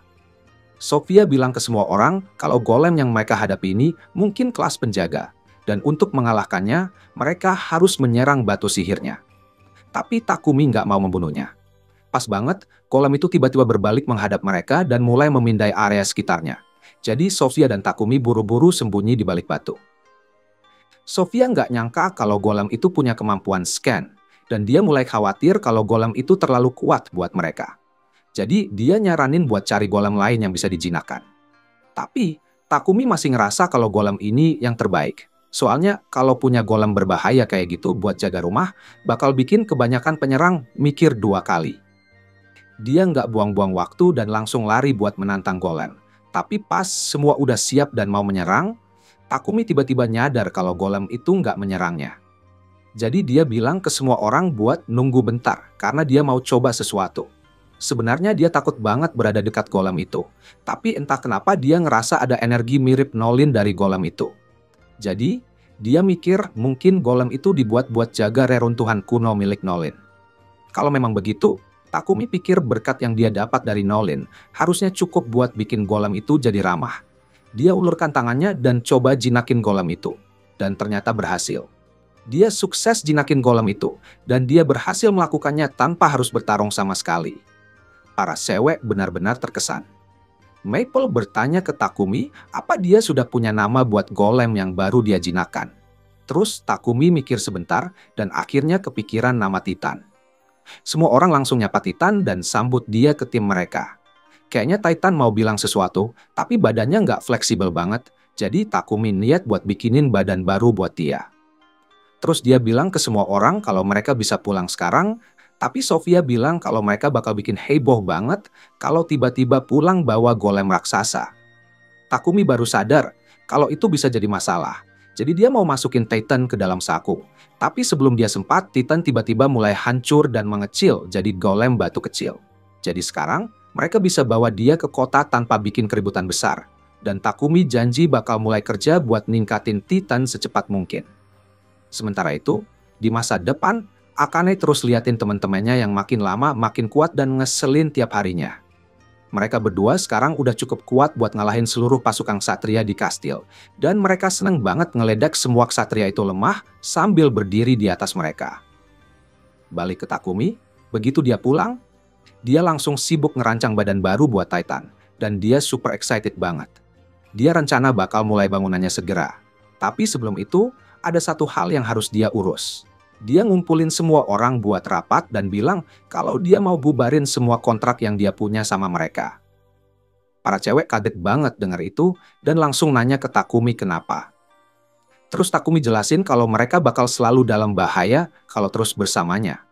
Dan dia nggak mau mereka terluka. Dia udah mikirin ini sejak hari pertama mereka diserang, dan dia yakin ini yang terbaik. Para cewek nanya siapa yang bakal lindungin dia kalau mereka nggak ada. Takumi bilang dia masih punya Titan, Maple, dan Camellia. Jadi mereka nggak usah khawatir tentang dia. Dia pengen mereka bertiga tinggal di tempat yang aman. Dan tentu aja dia bakal kasih mereka uang banyak supaya mereka bisa hidup nyaman untuk sementara waktu. Dia bilang anggap aja itu sebagai hadiah terakhir darinya. Tapi tiba-tiba, Maria berdiri dari kursinya dan nunjukin tombaknya ke dia. Dia benar-benar nggak bisa terima keputusan Takumi dan nanya kenapa dia selalu mikirin orang lain lebih dari dirinya sendiri. Takumi bilang dia nggak mau jadi alasan mereka terluka. Jadi walaupun dia sayang banget sama mereka, dia nggak bisa biarin mereka tetap bersamanya. Maria teriak kalau Takumi benar-benar peduli sama mereka. Dia harusnya mau mereka berjuang bareng-bareng dan hadapi tantangan bareng. Tapi Takumi cuma diam karena dia nggak tahu harus ngomong apa. Maria nangis dan minta maaf karena udah ngancam Takumi. Tapi dia benar-benar nggak tahu harus ngapain kalau nggak di samping Takumi. Sofia datang menenangkan Maria dan bilang ke Takumi kalau dia ngerti Takumi nyuruh mereka pergi karena khawatir sama keselamatan mereka. Tapi nyuruh mereka ninggalin dia gitu aja setelah semua yang mereka lalui bareng itu terlalu kejam. Mereka semua udah janji buat ngelayanin Takumi sepenuh hati, dan mereka serius mau setia sama dia selamanya. Akhirnya, Takumi ngerti, dan dia minta maaf ke semuanya karena udah maksa mereka buat ikutin keputusannya tanpa mikirin perasaan mereka. Dia nanya sekali lagi, Apa mereka benar-benar mau tetap di sisinya, meskipun banyak bahaya yang mungkin mereka hadapi? Para cewek bilang, mereka bakal ada di sisinya, apapun yang terjadi. Setelah semuanya jelas, Takumi lanjut ngerjain tubuhnya Titan. Dan sekarang Titan kelihatan super mengkilap. Titan suka banget sama tubuh barunya. Dan kenapa enggak? Dia sekarang punya rangka adamantite dengan armor mithril. Jadi semua senjata yang bisa Takumi masukkan ke dalamnya juga ada. Dan yang paling keren, Takumi bikin badan raksasa buat si Titan kecil masuk ke dalam. Jadi akhirnya Takumi berhasil mewujudkan impian seumur hidupnya untuk bikin Gundam beneran. Dan dia nggak bisa lebih bahagia dari ini. Sementara itu, Nolin lagi ngeliatin Takumi dari dunianya. Mungkin dia iri sama robot raksasa itu. Tapi tiba-tiba salah satu bawahannya datangkan kabar buruk. Ada tanda-tanda kalau Anet mulai muncul. Dewa yang disembah di gereja Cahaya Dewa itu dulu nggak ada. Tapi setelah bertahun-tahun disembah, mereka akhirnya menciptakan Anet. Dan sayangnya, karena niat mereka yang buruk, Anet hampir jadi roh jahat. Selain itu, karena Sidonia adalah negara yang memanggil para pahlawan, mungkin mereka akan memulai perang begitu para pahlawan itu cukup kuat. Nolin sudah menyadari hal ini, tapi dia nggak bisa langsung campur tangan di dunia manusia. Makanya dia mengirim Takumi ke dunia ini dan memberinya banyak berkah. Dan mulai sekarang, nasib dunia ini ada di tangan Takumi.